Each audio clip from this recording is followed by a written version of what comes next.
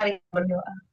Terima kasih Tuhan atas kasih-Mu ya Bapa, kami boleh terus belajar Tuhan untuk memperlengkapi diri kami ya Bapa, untuk pelayanan kami Tuhan, yang terutama pada hari ini Tuhan kami mau belajar untuk melayani generasi muda ya Bapa. Biarlah Tuhan Kau berikan urapan kepada Bu Rode yang akan mengajar kami 2 jam ke depan ini ya Tuhan, supaya kami bisa memperlengkapi diri kami untuk melayani generasi muda di tempat kami ya Bapak. Terima kasih Tuhan, kami serahkan 2 jam ke depan ini ke dalam tangan-Mu.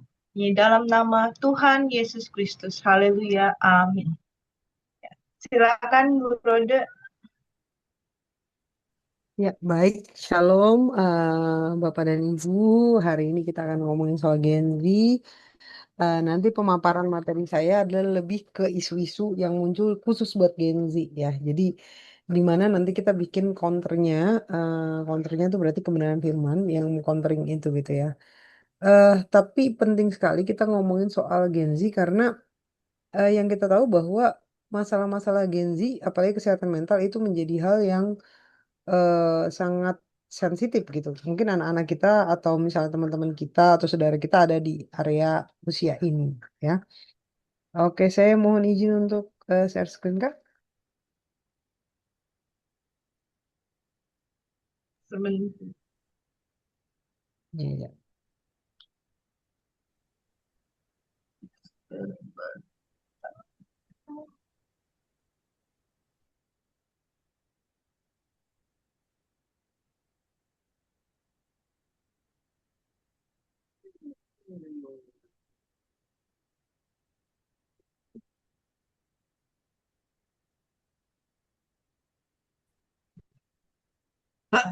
Ya, silakan Ibu. Sudah bisa. Baik,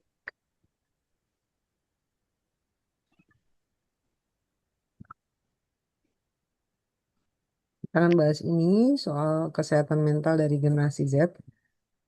Bapak Ibu, kalau kita ngomongin soal generasi Z, kita berbicara soal generasi yang lahir di antara tahun 97 sampai 2012. Sebenarnya ini nih demografinya, lahir tahun 97 sampai 2012. Ya, jadi kalau saudara kita mungkin ada di kelompok itu gitu ya, kita ada di usia-usia ini gitu ya, eh, tahun 2097 sampai 2012 gitu ya.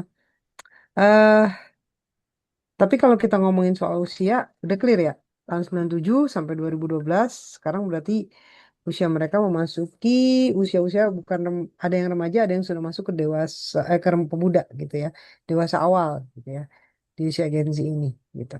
Nah, kalau kita ngomongin kesehatan mental, kita ngomongin soal apa sih mental health? Mental health itu adalah kondisi kesejahteraan mental yang memungkinkan orang untuk mengatasi tekanan hidupnya. Jadi gini Bapak Ibu, orang disebut sehat mentalnya ketika dia bisa eh, mengatasi tekanan hidupnya, gitu. Jadi orang disebut mental sehat ketika dia bisa mengatasi tekanan hidupnya. Hidupnya banyak masalah, tapi dia bisa mengatasi itu dengan baik, gitu. Jadi cirinya kayak gitu. Makanya kalau Bapak Ibu tanya, apa bedanya antara gangguan dengan masalah mental gitu ya. Gangguan mental itu adalah ketika orang sudah tidak bisa mengatasi tekanan dalam hidupnya. Makanya hilangnya fungsi dia sebagai orang, sebagai manusia, dan tidak bisa melakukan tugasnya sebagaimana mestinya. Gitu. Bisa clear ya Bapak Ibu ya, bisa bedain ya antara keduanya ya. Jadi kalau misalnya ada orang, kok depresi mulu nih orang, kok dia sedih mulu, kok dia apa namanya cemas mulu, tapi dia masih bisa kerja, dia masih bisa berfungsi di hidupnya. Itu masalah mental. Dia cuma mengalami masalah mental. Jadi mentalnya nggak sehat gitu. Tapi kalau dia sampai hilang fungsinya sebagai manusia, contohnya sampai udah nggak bisa kerja lagi, udah nggak mau hidup lagi, nggak mau ngapa-ngapain, keluar nggak mau, udah nggak mau ngurus diri. Nah itu sudah masuk ke gangguan mental. Bisa clear ya? Bedakan di antara keduanya ya. Gangguan mental dengan kesehatan dengan masalah mental itu berbeda. Gangguan mental itu sudah sampai membutuhkan psikolog. Jadi kita perlu datengin ke psikolog gitu ya, datengin ke ahli psikiater atau psikolog. Kalau psikiater itu dokter sebenarnya. Kalau psikolog adalah profesi dari psikologi, dari fakultas psikologi. Kalau psikiater itu dari fakultas kedokteran. Bedanya itu. Konseling itu menjadi hal yang paling sering dilakukan oleh psikolog, sedangkan psikiater biasanya pengobatan jiwa melalui obat-obatan. Jadi ada pengobatan medis gitu ya. Nah, tapi gangguan mental itu jumlahnya nggak sebanyak kesehatan orang yang ngalamin masalah mental. Nah, mungkin orang yang ngalamin masalah mental itu ada di sekitar kita. Mungkin dia anak kita, mungkin dia saudara kita, mungkin dia adalah kita sendiri bahkan gitu. Yang istilahnya setiap hari kita sedih, setiap hari kita merana, tapi kita masih bisa kerja, masih bisa melayani Tuhan, masih bisa hidup gitu. Tapi mental kita nggak bahagia gitu. Kita ngerasa terluka, kita ngerasa cemas, kita merasa tersakiti every day gitu. Masalah kecil bisa membuat kita pengen bunuh diri. Nah, itu disebut dengan masalah mental gitu ya. Eh, dan ini banyak banget terjadi di generasi Z, baik itu di tim saya, di anak-anak muda di tempat saya gitu, itu banyak banget yang ngalamin ini gitu. Dirinya masih bisa ke gereja, masih oke, masih melayani, tapi dia bilang ke aku nggak bahagia gitu. Nah, jadi masalah mental nih. Karena masih bisa cari uang, masih bisa bekerja, tapi kalau sudah sampai menghilangkan fungsinya, itu sudah gangguan. Nah, tantangan terbesar dari generasi Z itu berbeda dengan generasi saya. Saya generasi milenial gitu ya. Itu pertama dunia maya dan media sosial, di mana mereka itu melihat mencari identitas sosial dari dunia maya dan media sosial. Bapak Ibu, dulu kita pahami kalau modal sosial kapital kita, orang-orang yang mempengaruhi hidup kita, itu adalah orang-orang yang kita kenal nih. Di dunia nyata, misalnya teman main kita, teman sekolah, teman rumah, keluarga gitu ya. Itu yang paling sering mempengaruhi kita.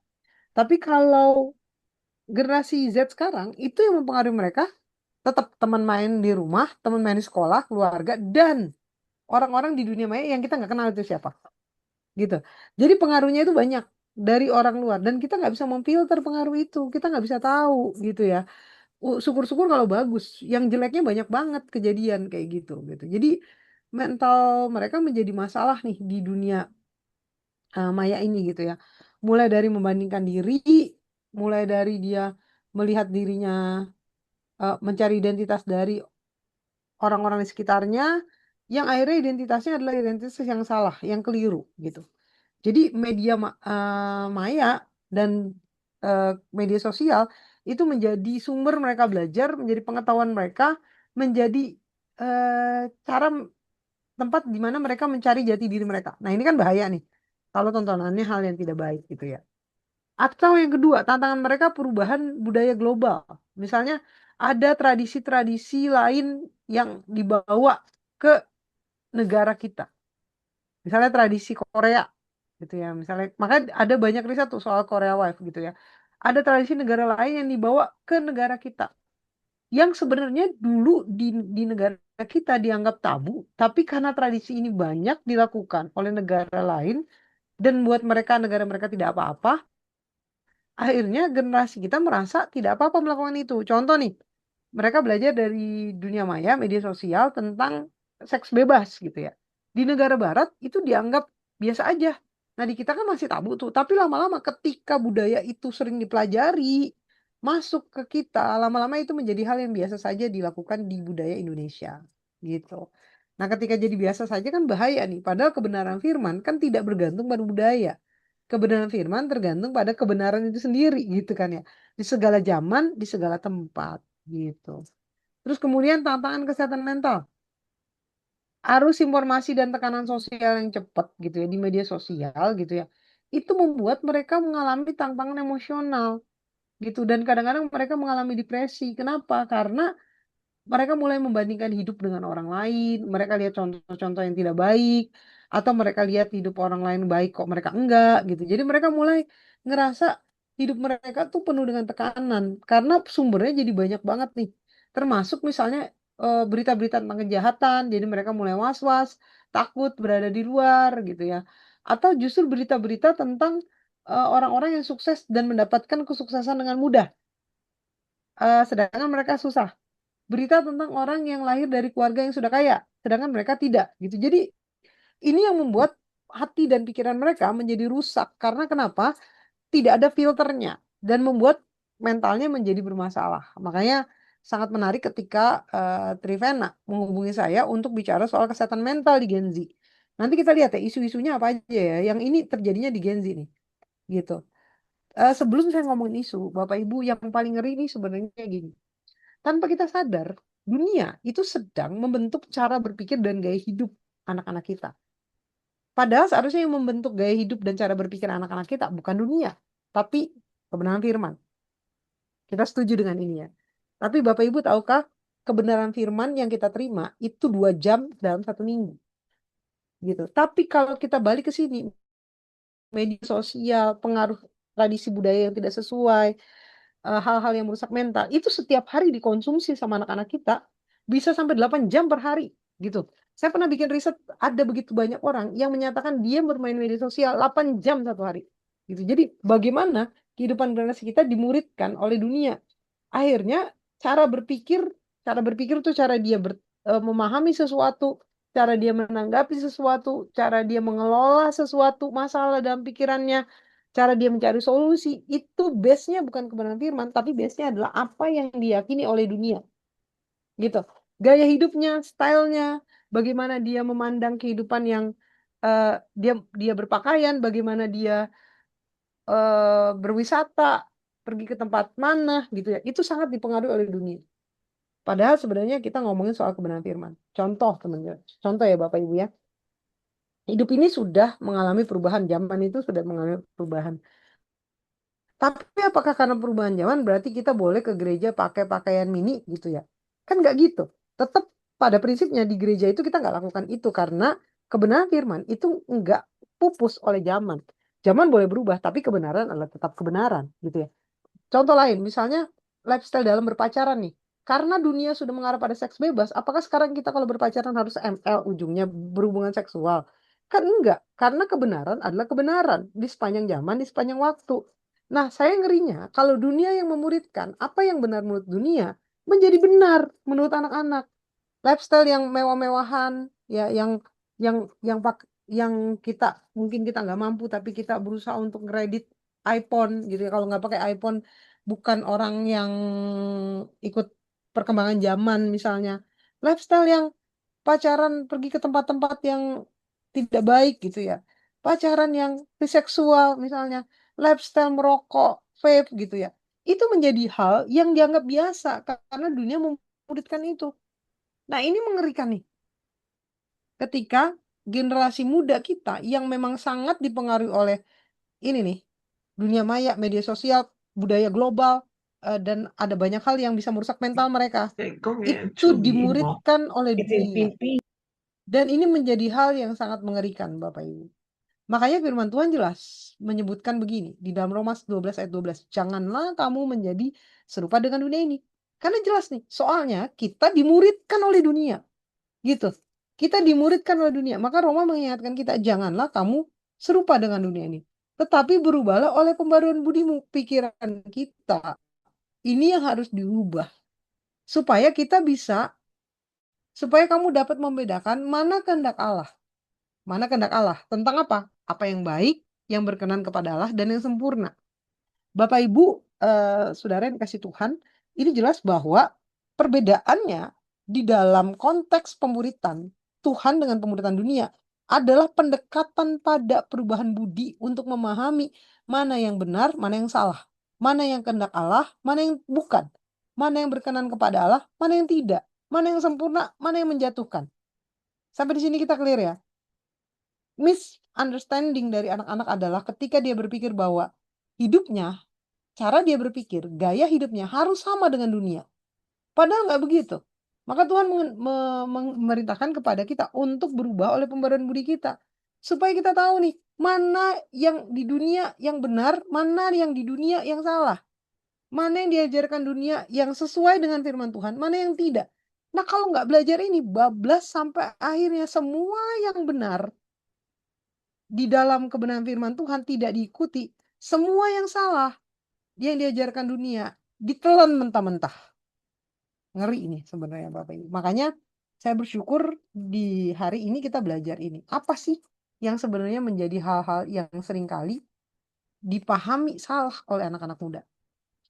Saya bawakan hal yang pertama membandingkan diri.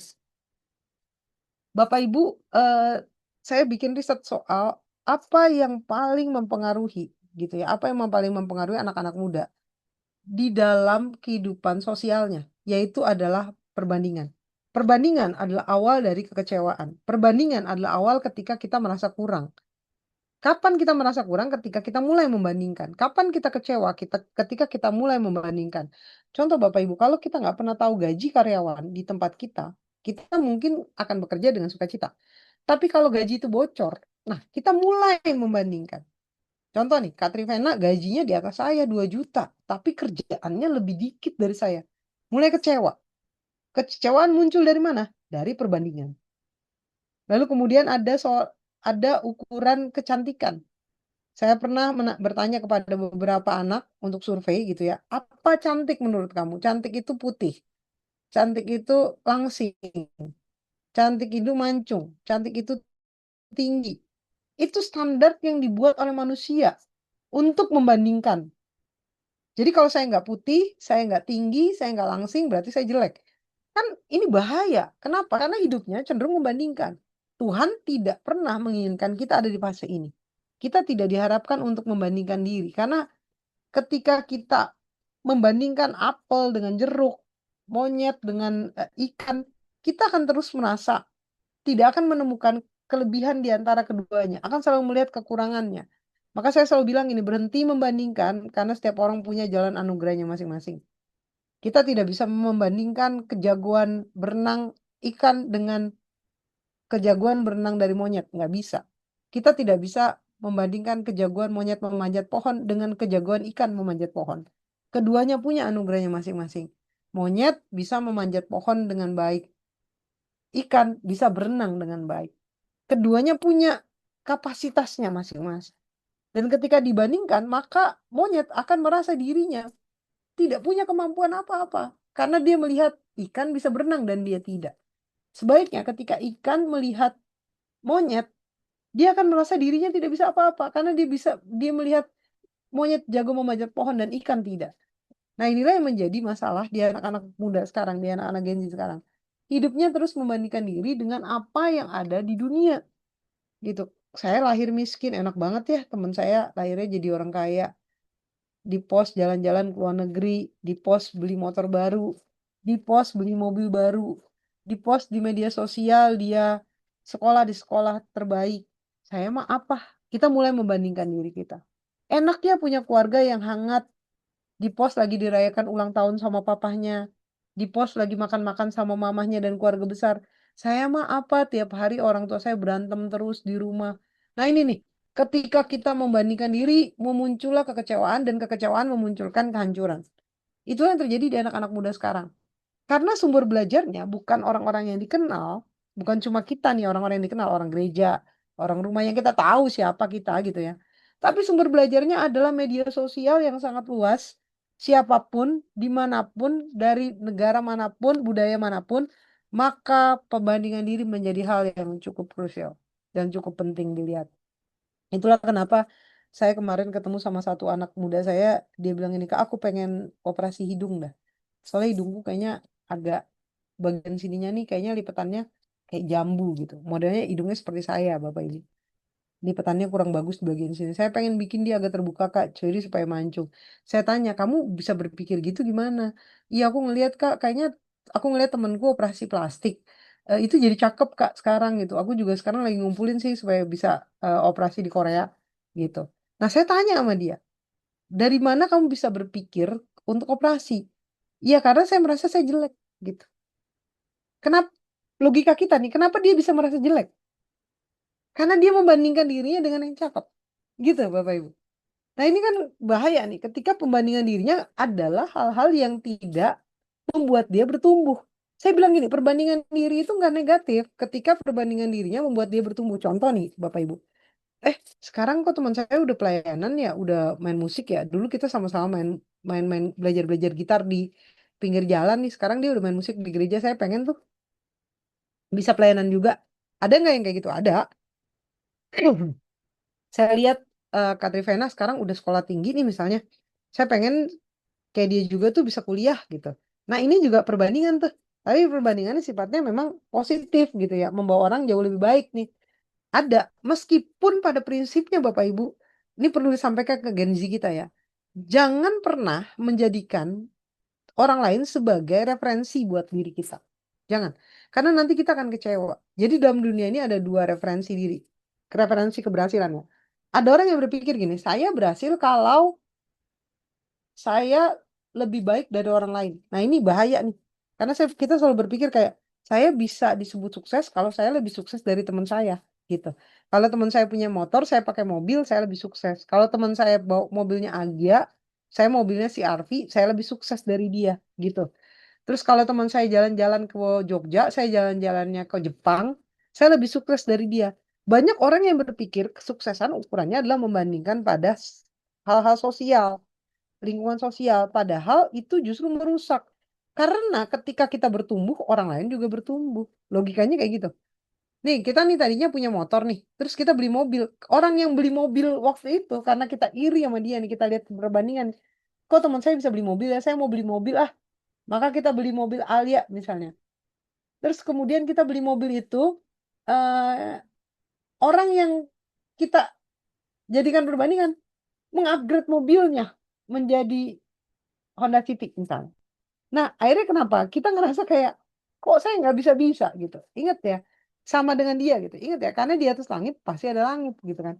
Ketika kita ngupgrade diri, orang juga ngupgrade diri. Akhirnya kita kejar-kejaran dan nggak bisa-bisa. Sampai di titik itu gitu.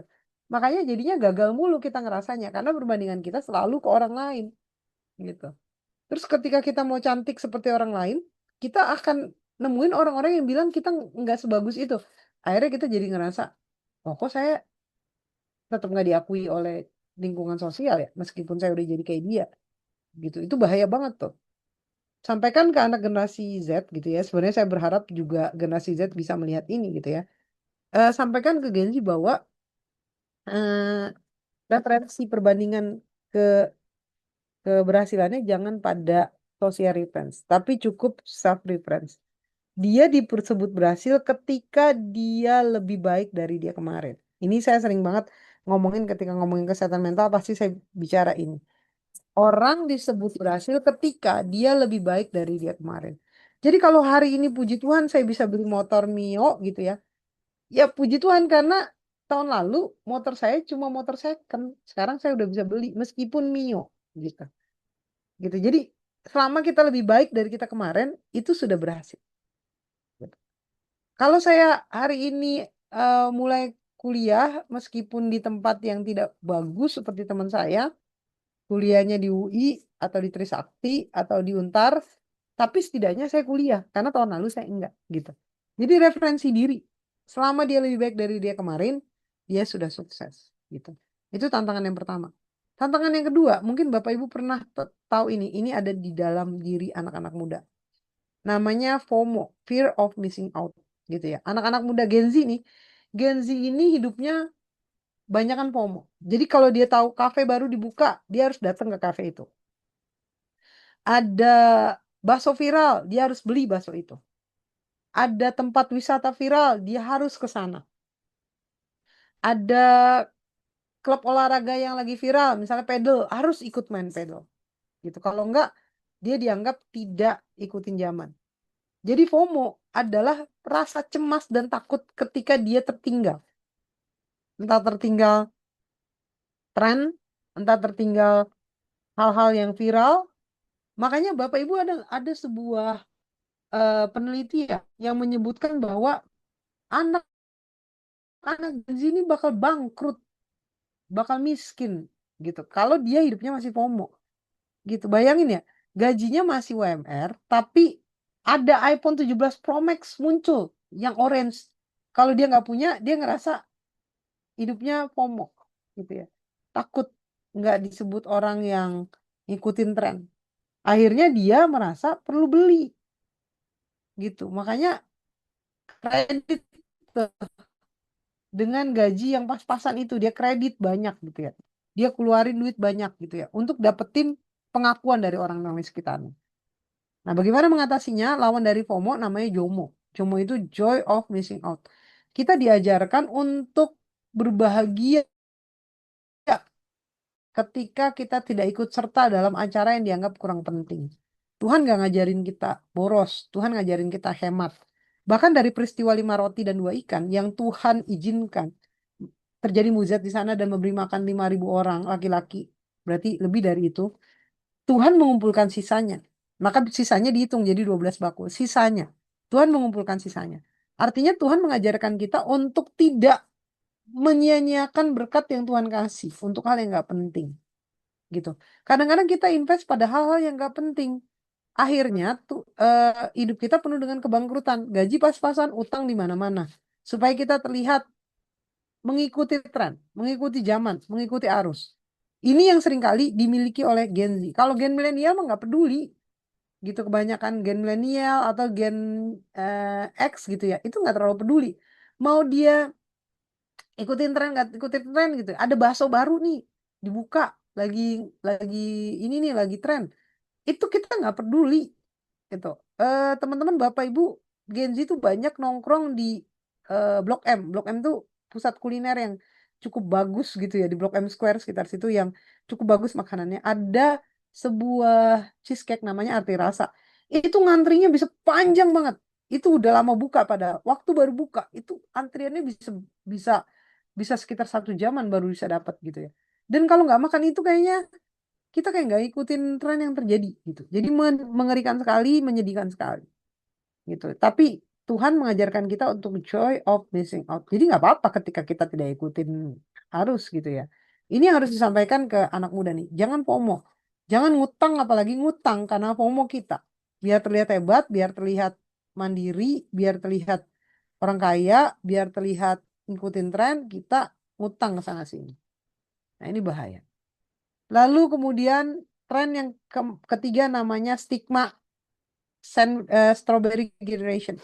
Pasti Bapak Ibu pernah kenal ini, namanya generasi strawberry. Di mana Gen Z itu diidentikan sebagai generasi yang lemah. Apa itu? Generasi yang lembek, sensitif, kurang peka, tidak tahan uji. Seperti strawberry yang mudah hancur walaupun cantik, tapi kalau didudukin ditekan benyek dia. Nah, ini juga stigma yang ditanamkan ke Gen Z. Makanya ada beberapa perusahaan, orang-orang yang bekerja, saya nggak mau kerja bareng Gen Z. Kenapa? Kalau saya kerja bareng Gen Z itu bawaannya kesel karena mereka nggak tough, nggak tangguh. Ini ada nih di pikirannya kita nih, orang-orang Indonesia, gitu ya. Dan banyak orang-orang di dunia ini berpikir Gen Z itu melelahkan kerja bareng mereka.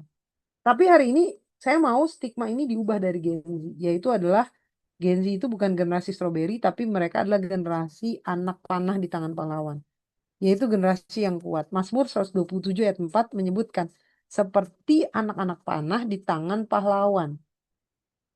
Jadi kata anak-anak panah di tangan pahlawan itu seperti senjata, tapi adanya di tangan seorang yang merebut kota. Bukan jagoan, tapi orang yang merebut kota. Orang yang hebat. Demikianlah anak-anak muda pada masa mudanya. Nah, firman Tuhan nggak pernah memandang anak-anak muda sebagai generasi strawberry. Jadi pelebaran ini harus dicopot karena ini merugikan mental generasi muda. Jadi ingat ya Bapak Ibu ya, yang biasa generasi muda lakukan adalah pertama membandingkan diri. Ini merusak mental mereka ketika perbandingan dirinya tidak sesuai dengan apa yang mereka harapkan. Lalu yang kedua, FOMO. Ini juga bisa merusak mental dia, membuat dia menjadi punya masalah mental ketika dia tidak mengikuti tren karena tidak ada duit untuk melakukan itu.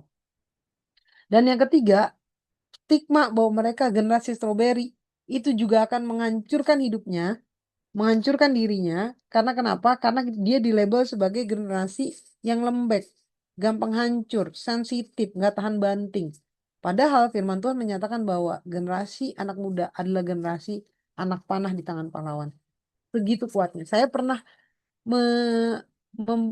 membaca sebuah riset, kalau panah yang sangat kuat itu bahkan bisa menembus 3 target sekaligus. Kalau target itu berdiri sejajar, itu bisa menembus 3 target sekaligus, gitu ya. Jadi begitu kuatnya anak panah. Dan anak panah itu tidak sembarangan memanah. Memanahnya pada tempat yang dituju karena anak panah itu di tangan bukan bukan pemanah baru, tapi justru firman Tuhan bilang dia di tangan seorang pahlawan. Jadi pasti targetnya tepat gitu. Nah, ini yang saya pengen anak-anak muda jangan dilabelin generasi strawberry. Jangan dilabelin sebagai generasi yang lembek. Orang-orang tanya, Kak, kamu kalau pilih tim, kamu pilih apa? Saya pilih Gen Z. Loh, jangan jadi tim sama Gen Z. Mereka malah malah enggak. Gen Z itu adalah anak-anak yang kreatif. Gen Z itu pikirannya out of the box. Gen Z itu bisa kasih ide. Gen Z itu menarik. Gen Z itu mendatangkan banyak hal yang membuat kita menjadi orang-orang yang kreatif gitu. Jadi jadi jangan pernah melabelkan itu. Ya, jadi kalau ketemu sama Gen Z, bilang kamu generasi anak panah di tangan pahlawan. Gitu. Ya. Lalu hal yang bisa merusak mental Gen Z yang berikutnya adalah ini nih, YOLO. You only live once. Ini bahaya banget. Hidup cuma sekali. Ini juga ada di Gen Z. Ketika dia nggak punya duit, gitu ya. Udah ngutang aja, hidup cuma sekali. Nonton konser XO misalnya lagi datang atau Twice, gitu ya. Apa namanya? Itu adalah bintang K-pop datang ke Indonesia. Harga tiketnya minimal 3,8 juta. Gitu. Beli aja gitu. Oh, saya nggak punya duit, nggak apa-apa, pinjol gitu. Kan hidup cuma sekali. Belum tentu juga lu bisa lihat lagi nih mumpung mereka ke Indonesia gitu. Ayo beli gitu. Nah, ini nih anak-anak muda juga sering masuk ke YOLO. Atau cobain dah minuman keras ini gitu. Wah, jangan minum minuman keras, mana boleh gitu. Kita nggak boleh jadi anak Tuhan apa namanya meminum minuman keras. Nggak apa-apa, kan hidup cuma sekali. Cobain, jangan sampai enggak lu. Lu kalau mau bandel sekarang dah gitu. Terus misalnya ada bisikan, nih cobain ganja nih. Oh, saya nggak ngerokok ganja, Kak. Jangankan ganja gitu ya, rokok biasa aja saya nggak apa-apa, cobain. Hidup cuma sekali, lu harus nyobain hal-hal yang lu belum pernah cobain, lu cobain gitu. Terus sekali nyobain kecanduan. Emangnya ada pemabuk yang lahir langsung jadi pemabuk? Kan enggak. Awalnya mereka minum dikit-dikit. Lama-lama jadi pemabuk. Ada orang yang lahir langsung merokok ganja? Kan tidak. Tadinya mereka nyobain, tapi ternyata suka. Awalnya coba-coba. Lah kok enak? Makanya terjadi gitu. Nah, YOLO ini bahaya banget nih. YOLO ini kalau positif bisa, Kak. Positif tuh kayak gini loh. Ayo coba misalnya posisi kerja baru gitu ya. Tapi tempatnya jauh, Kak, di Australia gitu ya. Saya takut. Nggak apa-apa, kamu beranikan diri, hidup cuma sekali. Jangan sia-siakan. Kamu punya pengalaman luar negeri. Ada yang model kayak gitu, terus kita lakukan, kita kerja di sana, kita berhasil gitu. Pas kita pulang ke Indonesia, kita banyak dapat benefit, kita bisa tolong orang. Itu sisi positifnya. Tapi YOLO yang banyak juga ada banyak sisi negatifnya. Apa itu sisi negatifnya? Ya, nggak mikir panjang. Bersenang-senang, nggak mikir panjang, mabuk-mabukan, free seksual, cuma karena bilang hidup cuma sekali, nyobain aja. Ngapain kita, nanti aja kita tobatnya kalau udah tua, nanti aja tobatnya kalau kita udah sakit gitu. Jadi ya udah, YOLO aja gitu. Tapi hari ini saya mau kasih tahu Bapak Ibu, firman Tuhan jelas berkata begini, Pengkhotbah 11 ayat 9. Bersukarialah hai pemuda dalam kemudaanmu. Biarlah hatimu bersuka pada masa mudamu. Dan turutilah keinginan hatimu dan pandangan matamu. Nah, ini mirip kayak YOLO kan? Kalimat pertama kan. Anak muda bersenang-senanglah. Gitu ya. Sukacitalah. Matamu pengen apa? Hatimu pengen apa? Ikutin gitu ya. Seolah-olah tuh mirip tuh kayak YOLO tadi tuh. Hidup cuma sekali, lakuin aja gitu ya. Tapi saya senangnya di firman Tuhan ada kalimat kedua. Karena kalau nggak ada kalimat kedua, kita bisa salah nih. Kalimat keduanya bunyinya, tetapi ketahuilah bahwa karena segala hal itu, Allah akan membawa engkau ke pengadilan. Artinya gini, jangan sia-siakan masa muda kita. Cuma karena bisikan kayak hidup cuma sekali. Kapan lagi nyoba? Kapan lagi praktekin? Kapan lagi lakuin? Mumpung masih muda lah. Nanti kalau udah tua kita tobat. Pengkhotbah bilang apa? Iya, oke, ikutin aja. Kamu mau apa? Kamu mau mabuk-mabukan, ikutin. Kamu mau mau minum makan ngerokok ganja silakan. Tapi ingat kalimat kedua. Tetapi ketahuilah bahwa karena segala hal itu Allah akan membawa engkau ke pengadilan. Ingat loh, kamu boleh lakuin apapun yang kamu mau, tapi ingat semua akan membawamu pada pengadilannya Allah. Artinya, firman Tuhan di sini bukan ngasih tahu bahwa kita boleh melakukan, bukan. Tapi ingat, apapun yang kita lakuin, semua ada konsekuensinya. Semua ada konsekuensinya. Semua akan kita pertanggungjawabkan. Itulah Kak, kenapa enak banget ketika kita dekat dengan firman Tuhan. Karena firman Tuhan udah mengatur itu. Artinya firman Tuhan ngasih tahu gini, bersukarialah engkau. Oke, ikutin kalau kamu mau. Tapi ingat loh, semua membawa konsekuensi. Dan ketika Tuhan menghajar kita karena konsekuensi itu, jangan kita menyesali dengan apa yang kita lakukan. Gitu. Makanya Genji selalu saya kasih tahu, kamu jangan yolo-yolo, jangan ikut-ikutan. Karena ingat loh, pengkhotbah jelas menyatakan, kalau kamu mau yolo-yolo seperti di bagian pertama, silakan aja. Tapi masalahnya, bagian kedua dari pengkhotbah 11 ayat 9 mengatakan kamu akan dibawa ke dalam pengadilan Allah.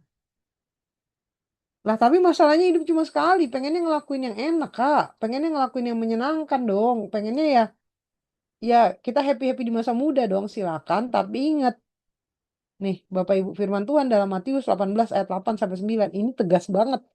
Bahkan saya bacanya ini cukup cukup keras, sangat keras gitu ya. Firman Tuhan bilang gini, jika tanganmu atau kakimu mau menyesatkan engkau. Jadi kalau ada tanganmu dan kakimu menyesatkan engkau, ngapain? Ngapain tuh? Firman Tuhan bilang apa? Kalau ada tanganmu dan kakimu menyesatkan engkau, penggalah dan buanglah itu. Bapak Ibu bisa bayangin kalau ada tangan kita atau kaki kita membuat kita tersesat, Tuhan suruh potong. Ini bagian tubuh kita loh, tapi disuruh potong. Karena lebih baik bagimu masuk ke dalam ke dalam hidup dengan tangan kudung atau timpang daripada dengan utuh kedua tangan dan kedua kakimu, tapi dicampakkan ke api yang kekal. Ayat 9. Dan jika matamu menyesatkan engkau, cungkilah dan buanglah itu. Karena lebih baik bagimu masuk ke dalam hidup dengan bermata satu daripada dicampakkan ke dalam api neraka dengan bermata dua. Ini terjemahan baru ya, teman-teman. Jadi artinya bahwa lebih baik kita mencungkil mata kita, memotong tangan kita, memenggal, daripada kita masuk ke neraka karena tangan dan kaki itu. Firman Tuhan tuh jelas banget ya. Jangan ngasih tahu kita gini. Ada mata yang membuat kita berusaha mulu nih. Tuhan bilang apa? Tutup matamu. Enggak. Tuhan bilang apa? Congkel matamu. Daripada engkau masuk ke neraka gara-gara mata itu. Mendingan kau masuk dengan mata satu. Tapi kau masuk ke surga. Gitu. Jelas banget nih terjemahan ini.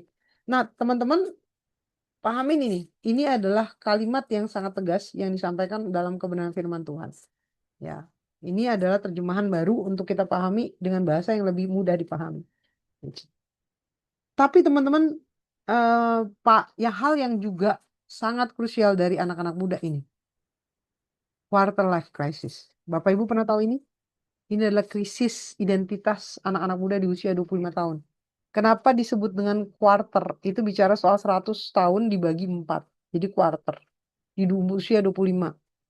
Maka biasanya fasenya dituliskan dalam psikologi around 18 sampai 30 tahun. Tapi quarter itu berasal dari 100 dibagi 4. Jadi sebenarnya usia 25 tahun. Di mana anak-anak sudah keluar dari tanggungan orang tuanya tapi belum mandiri secara pribadi. Gitu, belum mandiri secara pribadi. Tapi sudah keluar dari perlindungan orang tuanya. Nah, mereka mulai berpikir nih, kayaknya ke depan saya akan gagal nih. Ke depan saya akan nggak berhasil nih. Ke depan tekanannya akan banyak di karir, di keuangan. Nanti keuangan saya gimana ya? Cukup nggak ya saya? Terus nanti ada yang mau sama saya nggak ya? Ada yang mencintai saya nggak ya? Itu tekanannya. Itu disebut dengan quarter life crisis. Itu krisis yang dialami oleh Gen Z ketika mereka sudah selesai dari lingkungan eh, sekolahnya, masuk ke lingkungan kerja. Nah, mereka mulai mengalami krisis. Entah karena karir, entah karena keuangan, entah karena hubungan percintaan. Lalu mereka merasa bahwa hidup mereka tidak punya masa depan. Tapi hari ini, kalau ada Gen Z yang merasa ini, Bapak Ibu sekali lagi saya akan ingatkan bahwa Tuhan merancangkan rancangan yang baik. Jadi ingat ya Bapak Ibu ya, saya ulang sekali lagi sampai di titik ini ya. Apa yang bisa mengganggu mental generasi Z? Pertama adalah dia terus membandingkan diri, gitu ya. Yang kedua, dia hidup dalam FOMO, takut tidak mengikuti tren. Yang ketiga, dia merasa dirinya generasi strawberry, lembek, nggak punya kekuatan. Yang keempat, dia merasa hidupnya cuma sekali, lakukan apapun yang dia suka, yang dia senang, yang dia inginkan, yang menyenangkan hatinya. Nah, yang kelima, ini quarter life crisis, di mana dia mengalami suatu krisis yang membuat dia kurang percaya dengan masa depannya, karirnya, hubungan percintaannya. Dia takut gagal, dia takut nggak punya pasangan, dia takut nggak punya duit, dia takut nggak punya karir yang bagus, dia takut nggak bisa membanggakan orang tuanya. Nah, hari ini saya mau kasih tahu kepada anak-anak muda bahwa Yeremia 29 ayat 11 berkata begini, sebab aku ini mengetahui rancangan-rancangan apa yang ada padaku mengenai kamu. Tuhan punya rancangan yang indah mengenai kamu. Demikian firman Tuhan, yaitu rancangan damai sejahtera dan bukanlah rancangan kecelakaan untuk memberi kepadamu hari depan yang penuh dengan harapan. Perhatikan dengan baik, Tuhan memberikan rancangan hari depan yang penuh dengan harapan. Bukan rancangan kecelakaan, tapi rancangan hari depan yang penuh dengan harapan. Meskipun seolah-olah kita tidak pernah melihat, kita belum melihat masa depan kita jauh lebih baik. Kenapa? Misalnya gini, saya terlahir dari keluarga yang miskin sekali. Papa saya tidak lulus SD, mama saya tidak bisa baca tulis. Kami hidup di bawah garis kemiskinan. Dan pada masa muda mungkin orang-orang yang terlahir seperti saya bisa melihat hidupnya nggak ada perubahan. Dia pasti akan nggak jauh beda dari papa mamanya. Dia pasti akan semiskin itu, akan sesusah itu, akan se, se di kondisi yang semenderita itu, gitu. Tapi firman Tuhan nggak pernah menjanjikan sesuatu yang buruk kepada manusia. Firman Tuhan menjanjikan rancangan Tuhan yang penuh dengan rancangan damai sejahtera. Artinya rancangan yang penuh dengan masa depan yang penuh harapan. Ini yang merusak mental generasi muda. Ketika ada di quarter life crisis, tidak ditangani dengan baik, generasi muda ini akan merasa dia tidak punya harapan. Coba deh Kak, kalau kita udah ibadah pemuda, coba tanya nih soal quarter life crisis. Siapa yang mengalami krisis di saat ini hidupnya? Entah dia takut keuangannya nggak cukup, dia takut masa depannya nggak cemerlang, dia takut nggak bisa nyukupin, dia takut tidak punya pasangan hidup dengan baik, dia takut nggak dapat pekerjaan. Tanyain deh, pasti sebagian besar ngalamin tuh. Kalau dia ada di usia around 18 sampai 30 tahun, itu pasti ngalamin. Tapi tanamkan ini. Dan berharaplah kepada Tuhan karena Tuhan punya dua ciri yang paling utama, yang sifat yang paling utama yang tidak dimiliki oleh yang lain, yaitu yang pertama, Tuhan selalu menepati janjinya. As we know, manusia bisa lupa sama janjinya. Saya pernah dijanjikan oleh seseorang gitu ya. Dia lupa sama janjinya. Nantilah Kak, gampang nanti kalau lagi susah datang ke saya. Pokoknya kalau saya misalnya bisa saya pasti bantu gitu. Tenanglah, Kak. Kalau misalnya kamu butuh duit, datang ke saya. Nanti deh tanggal 15 saya transfer. Bener buat kamu jajan. Nantilah, kalau kamu kuliah, ini kan kamu masih SMA, kamu kuliah, saya bayarin kuliahnya. Nanti saya transfer kamu. Tapi sampai bertahun-tahun selesai SMA, tidak ada transferan. Sudah lewat dari tanggal 15, tidak ada transferan. Manusia bisa lupa janjinya. Tapi Tuhan selalu menepati janjinya. Tuhan selalu menepati janjinya. Dan yang kedua, Tuhan memiliki kekuatan untuk menepati janji itu. Manusia itu kadang-kadang nggak lupa janji. Ada juga manusia yang nggak lupa janji, tapi tidak bisa menepati janjinya. Contoh nih, waktu saya SMA, om saya bilang, nanti kalau kamu kuliah, saya kuliahin kamu dah. Gitu. Nanti om kuliahin kamu. Gitu. Nah, saya seneng tuh. Saya belajar mati-matian, dapat nilai bagus. Tapi ternyata waktu saya lulus SMA, om saya terkena stroke. Jangankan mengkuliahkan saya, Bapak Ibu. Anak-anaknya aja berhenti kuliah. Jadi om saya, apakah dia lupa sama janjinya? Untuk yang pertama, dia tidak lupa janjinya. Tapi yang kedua, dia tidak punya kekuatan menempati janji itu. Kenapa? Karena dia sakit. Atau saya punya teman tuh, punya teman. Kak nanti kalau lu butuh gua, lu telepon gua. Kalau lu lagi sedih, lu telepon gua. Gua pasti ada buat lu. Gitu. Pas saya sedih, saya telepon dia nggak diangkat-angkat. Dia lagi ngapain? Lagi meeting di kantor. Dia nggak bisa pegang handphone. Gitu. Nah, manusia tidak bisa menepati janjinya karena tidak punya kekuatan untuk menepati janji itu. Kak, tenanglah Kak, kalau misalnya Kakak butuh diantar atau butuh pertolongan, Kakak ngomong sama aku. Tapi ketika saya punya masalah, saya telepon dia, dia tidak bisa. Kenapa? Dia lagi di luar kota.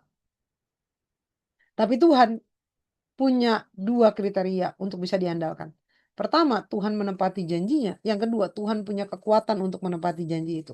Dan kekuatan Tuhan tidak pernah bisa dibatasi oleh apapun, termasuk manusia. Tidak bisa membatasi kuasa Tuhan. Jadi ketika Tuhan berjanji, Tuhan pasti menepati. Nah inilah yang harus disampaikan ke anak-anak generasi ini. Bahwa penting sekali mereka memahami, mereka tidak pernah ditinggalkan Tuhan meskipun mereka ada di kondisi-kondisi krisis. Tadi saya sudah jelasin ya, kenapa mereka mengalami krisis, karena secara pendidikan mereka sudah selesai pendidikannya. Tapi pekerjaan mereka belum dapat. Secara pendidikan mereka sudah selesai pendidikannya, tapi pekerjaan mereka gajinya masih kecil. Kan kalau udah di usianya saya, di usianya Pak Manu, kan udah mapan tuh. karena gajinya udah naik naik naik gitu ya. Jadi pendapatan udah oke gitu. Tapi anak-anak muda tuh kan gajinya masih kecil-kecil. Sedangkan keinginannya untuk mengikuti FOMO itu gede gitu. Jadi mereka krisis nih. Ada nggak yang mau sama saya? Ada nggak yang bisa hidup dengan saya nih? Dapat duit nggak, saya bisa cukupin nggak itu? Itu yang ada di dalam diri mereka. Tapi tanamkan ini kepada generasi muda kita supaya mereka tidak mengalami masalah mental ketika mereka ada di usia-usia krisis, gitu ya. Lalu yang terakhir nih yang juga mengganggu masalah mental generasi muda adalah agnostik. Agnostik itu adalah pandangan bahwa ada atau tidak adanya Tuhan itu tidak diketahui dan mereka nggak terlalu peduli tentang itu. Jadi Bapak Ibu lihat di sini nih ya. Kalau religius percaya Tuhan ada, percaya Tuhan ada ya. Kalau ateis tidak percaya Tuhan ada. Jadi sudah clear ya, dia tidak percaya Tuhan ada. Agnostik ragu akan kepercayaan Tuhan, keberadaan Tuhan. Mereka ragu gitu. Apakah ada dan tidak itu tidak kita ketahui. Dan yang jeleknya adalah karena keraguan itu, gitu ya. Maka mereka berpikirnya begini nih. Yang penting orang bener aja, yang penting jadi orang bener. Yang penting nggak ngerugin orang, yang penting nggak ngutang, nggak nyakitin orang, nggak melukai orang, nggak ngerebut pasangan orang, nggak ngambil barang orang, nggak nyakitin orang dengan kata-kata dan perbuatan. Udah, selama udah bener, udah baik ya udah hidup kita bener di hadapan hidup kita bener. Yang penting gue nggak ngerusak orang gitu. Itu pola pikirnya. Nah, generasi ini banyak banget Bapak Ibu. Jadi saya punya beberapa teman saya anak-anak Gen Z itu bisa sangat gampang ngomong. Kalau dulu kan kami ya masa kecil kami kan kalau kami ditanya agamanya dan kami nggak punya kan kayak malu kan. Misalnya ehm, Rode agamanya apa? Terus saya bilang nggak punya agama gitu malu kan. Kita jadi mau nggak mau nyebut entah Kristen entah apa gitu, entah Buddha entah Hindu entah Islam gitu supaya kita ada agama. Tapi di Gen Z saya waktu nongkrong nih teman-teman saya sendiri bilang gua agnostik gitu. Apa itu? Ya nggak terlalu peduli sih soal Tuhan ada atau enggak. Yang penting hidup bener aja, hidup baik aja gitu. Dan ini terjadi nih. Masyarakat Denmark contohnya itu modelnya kayak gini. Mereka tuh baik-baik loh, orang-orang baik, orang-orang Denmark. Tapi yang ke gereja itu nggak ada rata-rata orang tua. Dan mereka ke gerejanya tuh kalau ada baptisan anak, kalau ada pernikahan, itu doang. Kalau ada kematian, itu. Itu. Jadi banyak yang meninggalkan. Saya bilang nggak semua ya, tapi banyak yang meninggalkan. Karena udah agnostik. Artinya gini, ya oke Tuhan ada lah mungkin mungkin Tuhan ada gitu ya. Tapi kan nggak terlalu berpengaruh dalam hidup mereka. Tapi mungkin juga Tuhan tidak ada, yang nggak terlalu peduli juga. Yang penting jadi orang baik aja gitu. Ini kan bahaya. Nah, ini harus disampaikan ke anak muda nih. Hal ini penting banget karena kita perlu sampaikan bagian yang pertama. Dalam Roma 1 ayat 20. Sebab apa yang tidak nampak daripadanya, yaitu kekuatannya yang kekal dan keilahiannya dapat nampak kepada pikiran dan karyanya sejak dunia diciptakan sehingga mereka tidak dapat berdalih. Artinya apa? Ini perlu dijelasin sama anak-anak muda. Apa yang tidak terlihat, apa yang tidak kita bisa rasakan, bukan berarti nggak ada. Gitu. Pikiran kita itu kadang-kadang membatasi dengan ini. Tuhan tidak terlihat. Tapi bukan berarti tidak ada. Gitu ya. Angin, udara tidak dilihat. Tapi udara ada. Orang nggak bisa melihat Tuhan. Tapi bukan berarti Tuhan nggak ada. Perjumpaan dengan Tuhan itu nggak bisa dilakukan dalam logika berpikir kita seperti face to face, melihat wajahnya, mendengar suaranya. Itu enggak. Ada orang-orang yang punya anugerah mengalami perjumpaan dengan Tuhan, seperti Rasul Paulus misalnya mengalami perjumpaan itu. Tapi ada juga orang-orang yang punya anugerah mendengar suara Tuhan. Ada juga yang memang belum sampai di sana kedewasaan rohaninya. Tapi bukan berarti Tuhan nggak ada. Gitu. Saya pernah bercerita kepada anak-anak muda begini. Suatu ketika saya pernah mengalami masalah hidup yang berat banget, Bapak Ibu. Berat banget gitu ya. Eh, ada satu masalah bisnis yang nyangkut di Manado. Waktu itu saya mau terbang ke sana untuk menyelesaikan itu. Lalu kemudian banyak sekali pengeluaran yang harus saya lakukan untuk menyelesaikan ini. Dan waktu itu ada undian berhadiah eh, duit gitu ya. Di tutup botol dari minuman teh gitu ya. Di bandara saya beli itu, lalu kemudian saya buka minuman itu. Dan ketika saya melihat tutup botolnya, saya begitu kaget dengan tutup botol itu. Tangan saya gemeteran. Di dalam tutup botol itu, Bapak Ibu, ada tulisan tetap semangat gitu ya. Jadi bukan dapat duit ya, tapi tetap semangat. Waktu saya dapat tulisan itu, saya merasa itu kata-kata dari Tuhan. Omongannya Tuhan. Omongannya Tuhan adalah bilang tetap semangat. Dengan medianya adalah tutup botol itu, gitu. Ya, pasti Bapak Ibu berharap dapat 100 juta ya. Ceritanya tidak fenomenal itu Bapak Ibu. Tapi di situ saya berjumpa dengan Tuhan. Saya merasakan kehadiran Tuhan gitu. Nah, anak-anak muda tuh harus diajarin perjumpaan yang sangat smooth dengan Tuhan. Bukan kita ngelihat langit ada tanda salib di langit gitu. Enggak itu gitu ya. Perjumpaan dengan Tuhan tuh sangat smooth, sangat sederhana. Dari hal-hal kecil misalnya. Satu ketika saya juga pernah mengalami mobil mogok di jalan. Saya nggak tahu gimana menyelesaikannya karena tempat itu sepi. Lalu tiba-tiba ada orang datang, anak-anak muda datang gitu ya, dia pulang dari nongkrong kayaknya bawa-bawa gitar gitu dan mereka bantu saya saat itu. Bawa dorong mobil saya sampai ke bengkel. Itu adalah buat saya Tuhan ada. Tuhan menolong gitu. Itu perjumpaan secara pribadi dengan Tuhan. Dan satu ketika saya pernah pengen beli rambutan rapiah di jalan, rambutan rapiah, Bapak Ibu tahu manis sekali dan saya sangat suka itu. Tapi karena saya nggak bawa duit banyak, uang saya nggak cukup untuk beli itu. Lalu kemudian saya pergi, saya bisa aja ke ATM, tapi saya memutuskan untuk nggak, saya ke kantor karena saya ada meeting. Siangnya mahasiswa saya datang bawa satu kresek plastik gitu ya, untuk bimbingan. Nah, terus kemudian dia kasih, Bu, ini dari kebun saya gitu ya. Dan betapa kagetnya saya, ternyata isi dari kantong kresek itu ada rambutan rapiah. Bapak Ibu, waktu saya lihat itu, saya menangis. Bukan karena harga rambutan itu, tapi kasih sayang Tuhan yang dirasakan dalam perjumpaan secara pribadi dengan Tuhan. Nah, ini yang anak-anak muda harus pahami. Perjumpaan dengan Tuhan itu sifatnya smooth, tidak fenomenal. Ada memang kasus-kasus yang fenomenal. Entah kita melihat ada orang yang lumpuh berjalan, orang buta melihat, tapi banyak sekali perjumpaan dengan Tuhan yang sifatnya sangat pribadi. Bukan berarti Tuhan tidak ada, meskipun tidak terlihat. Ya, itu yang harus diajarkan kepada mereka. Dan yang kedua, Kisah Rasul 4 ayat 12. Dan keselamatan tidak ada di dalam siapapun juga, selain di dalam Dia. Sebab di bawah kolong langit ini tidak ada nama lain yang diberikan kepada manusia yang olehnya kita dapat diselamatkan. Ini juga harus dinyatakan kepada anak-anak muda karena Bapak Ibu mereka berpikir yang penting jadi benar, yang penting jadi baik karena banyak kok orang yang ke gereja tapi jahat banget gitu ya. Banyak kok orang yang nggak ke gereja tapi baik. Iya, saya paham banyak kok orang yang ke gereja jahat ada. Orang yang nggak ke gereja baik juga ada, tapi nggak bisa orang menyelamatkan diri yang masuk surga, nggak bisa. Surga itu tempat untuk orang yang nggak berbuat dosa sama sekali. Tidak ada celah sama sekali. Dan nggak ada satupun manusia yang benar-benar bisa, nggak bercela. Maka ketika Yesus tantang kepada orang yang mau memukuli orang-orang yang perempuan yang berzina, Yesus kan bilang, barang siapa yang tidak pernah melakukan dosa, boleh menimpuki perempuan ini pertama kali dengan batu. Tapi Alkitab mencatat mereka pergi mulai dari yang tertua sampai yang termuda. Mereka pergi meninggalkan tempat itu karena nggak ada satupun orang yang hidup tanpa celah dan dosa. Surga itu tempat orang untuk nggak berdosa, cuma untuk orang yang tidak pernah berbuat dosa sama sekali. Dan kita itu orang yang berdosa meskipun kita hamba Tuhan. Jadi nggak ada satupun orang yang bisa menyelamatkan dirinya selain Tuhan, Yesus. Nah, pertanyaannya gini, ini yang harus disampaikan ke anak muda, sayang banget kalau kita punya teman baik banget tapi nggak kenal Tuhan. Itu sayang. Kita kenal, kita punya teman baik banget tapi hidupnya tidak percaya kepada Tuhan. Sayang banget. Kita kenal orang yang suka bantu banyak orang tapi tidak mengenal Tuhan Yesus. Sayang banget karena tidak ada satupun yang bisa membawa kita pada keselamatan selain Tuhan Yesus. Maka jangan pernah berpikir bahwa, oh aku agnostik aja, nggak perlu beribadah kepada Tuhan, yang penting gue jadi orang baik. Nggak bisa kayak gitu Bapak Ibu. Itu memang harus ada penolong namanya Kristus. Karena tidak ada nama lain di kolong langit yang diberikan kepada dia. Selain Yesus yang olehnya kita diberikan keselamatan.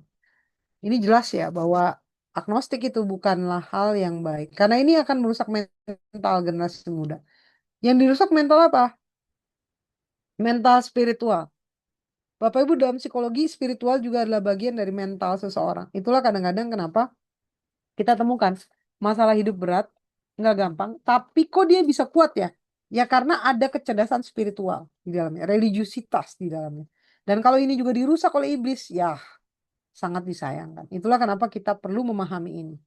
Kira-kira itu ya isu-isu kesehatan mental generasi muda yang perlu kita perbaiki serta counternya. Kita kembangkan dalam diskusi ya Kak Trivena ya. Saya serahkan kepada Kak Trivena untuk mimpin. Iya, betul, Bu Roda. Kita akan, Bapak Ibu, kita akan berdiskusi tentang 6 tadi ya, gangguan kesehatan dari Gen Z. Kan Bapak Ibu bertanya bisa mulai uh, mengutarakan pertanyaannya, bisa langsung bertanya dengan raise hand di Zoom ini atau mengetik di kolom chat. Saya akan buka, Ibu. Seperti yang saya pelajari nih, yang seperti tadi FOMO, terus hidup cuma sekali. Ada sebagian besar ini dialami setiap generasi di usianya gitu. Baik baby boomer, terus gen gen X, gen milenial, ketika dia berusia tadi apa sih life quarter ya? Ya, quarter life crisis. Life quarter crisis tuh ada beberapa yang memang kita alami gitu. Mungkin memang di zamannya itu agak agak agak berbeda gitu. Nah, menurut saya eh, kenapa bisa isu kesehatan mental Gen Z ini semakin kelihatannya itu semakin semakin di booming gitu. Ini apakah karena banyaknya keterbukaan dari Gen Z sendiri bahwa mereka menghadapi banyak krisis atau sebenarnya ini memang sudah sering setiap generasi pasti mengalami, cuman generasi yang itu agak tidak mau terbuka gitu. Apakah seperti itu, Bu? Ini Mas. Ya, kalau krisis krisis kehidupan di setiap perkembangan manusia itu ada krisisnya masing-masing. Contoh, anak-anak krisisnya apa? Krisisnya adalah ketika anak-anak tidak dikasih bermain, dilarang bermain, itu krisis tuh. Karena anak-anak kehidupannya bermain gitu ya. Jadi kita nggak bisa bilang gini juga, kita marahin anak kita karena kita lihat dia lari-lari di gereja gitu ya. Saya nggak bilang bahwa mengajarkan anak tertib di gereja itu salah, enggak gitu ya. Mengajarkan menghormati hadirat Tuhan nggak apa-apa. Tapi jangan sampai seolah-olah kalau dia lari-lari di gereja atau di sekolah minggu itu adalah kejahatan. Karena memang perkembangan tugas perkembangannya dia adalah bermain gitu pada masa anak-anak. Dan ketika hak bermainnya dicabut, ini menjadi krisis gitu ya. Terus ketika dia masuk sekolah, dia juga mengalami krisis soal pertemanan, ya hubungan, penyesuaian diri. Remaja masuk ke krisis identitas. Nah, di usia anak-anak muda menuju dewasa muda awal, itu memang krisisnya adalah tentang kepastian hidup. Dia nggak tahu nih, apakah nanti ada duit atau enggak, pasangan hidup ada atau tidak, karirnya gimana. Nah, kalau udah masuk dewasa muda, udah dapat kerja, udah dapat pasangan, udah dapat kehidupan, krisisnya adalah menyesuaikan diri dengan keluarga baru, gitu, ngurus anak, itu krisisnya. Menyesuaikan diri dengan suami. Dewasa akhir, ya di usia 40 tahun ke atas, krisisnya apa? Penurunan kesehatan kita. Yang tadinya kita kayaknya kuat begadang 4 hari, sekarang kayaknya cuma 1 hari aja udah capek. Di usia lanjut, krisisnya apa? Ketika dia kehilangan pekerjaan, dia masuk kepada kondisi pensiun, di mana dia nggak ada kegiatan, teman-temannya udah banyak yang meninggal, eh, tinggal dia sendiri gitu ya, sahabat-sahabatnya udah nggak ada, lalu kesehatan fisiknya juga menurun. Perubahan fisiknya ada nih, mulai kendor, mulai ubanan gitu. Jadi itu setiap fase itu ada krisisnya. Tapi kalau ngomongin quarter life crisis, memang krisis paling besar di Gen Z itu adalah itu. Saya punya masa depan nggak ya? Saya punya karir yang bagus nggak ya? Saya punya istri atau suami yang mau sama saya nggak ya? Saya punya eh, uang yang cukup nggak ya? Gaji saya cukup nggak ya? Itu krisis yang memang ada di dalam fase-fase di mana Gen Z sekarang. Itu krisisnya kayak gitu, Kak. Tapi intinya kalau ngomongin krisis, semua tugas perkembangan itu mengalami krisis. Cuma kalau misalnya udah dewasa awal kan biasanya rata-rata udah kerja, udah dewasa madya ya. Rata-rata kan udah bekerja, udah menikah. Jadi dia udah nggak nyari-nyari lagi nih soal masa depan. Kayak di usia saya udah tahu pekerjaan yang saya apa namanya yang saya jadikan pegangan hidup apa. Saya udah tahu pada masa muda kita belum tahu nih kerjaan yang settle buat kita apa nih. Kerjaan yang mantap buat kita nih apa kita belum tahu waktu kita masih muda mah. Tapi ketika kita sudah dewasa kan kita udah tahu nih, oh pendapatan saya di sini gitu. Oh pasangan saya ini. Oh saya ternyata cukup secara ekonomi gitu. Kira-kira gitu Kak. Oke, terima kasih Pak Rude. Ya, silakan Bapak Ibu, ada yang ingin bertanya atau mengutarakan pendapat tentang kesehatan gizi.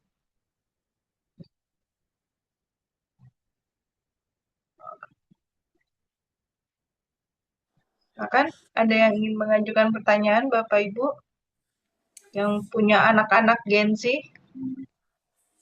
Hmm. Mau tanya, Ven. Oh, Eh, silakan. Silakan, Pak Agus. Malam Bu Rode. Saya Agus. Bu, mau tanya, kalau krisis itu salah satunya, misalnya kita sebagai anak-anak Tuhan untuk pelayanan. Nah, kalau yang tidak terbiasa di dalam pelayanan itu, terus dikasih kesempatan untuk pelayanan. Nah, itu yang karena jam terbangnya belum sampai terbiasa gitu. Nah, itu merupakan suatu krisis. Nanti bagaimana nih ya kalau saya nanti melayani, misalnya terus terang aja misalnya khotbah nih, Bu Rode.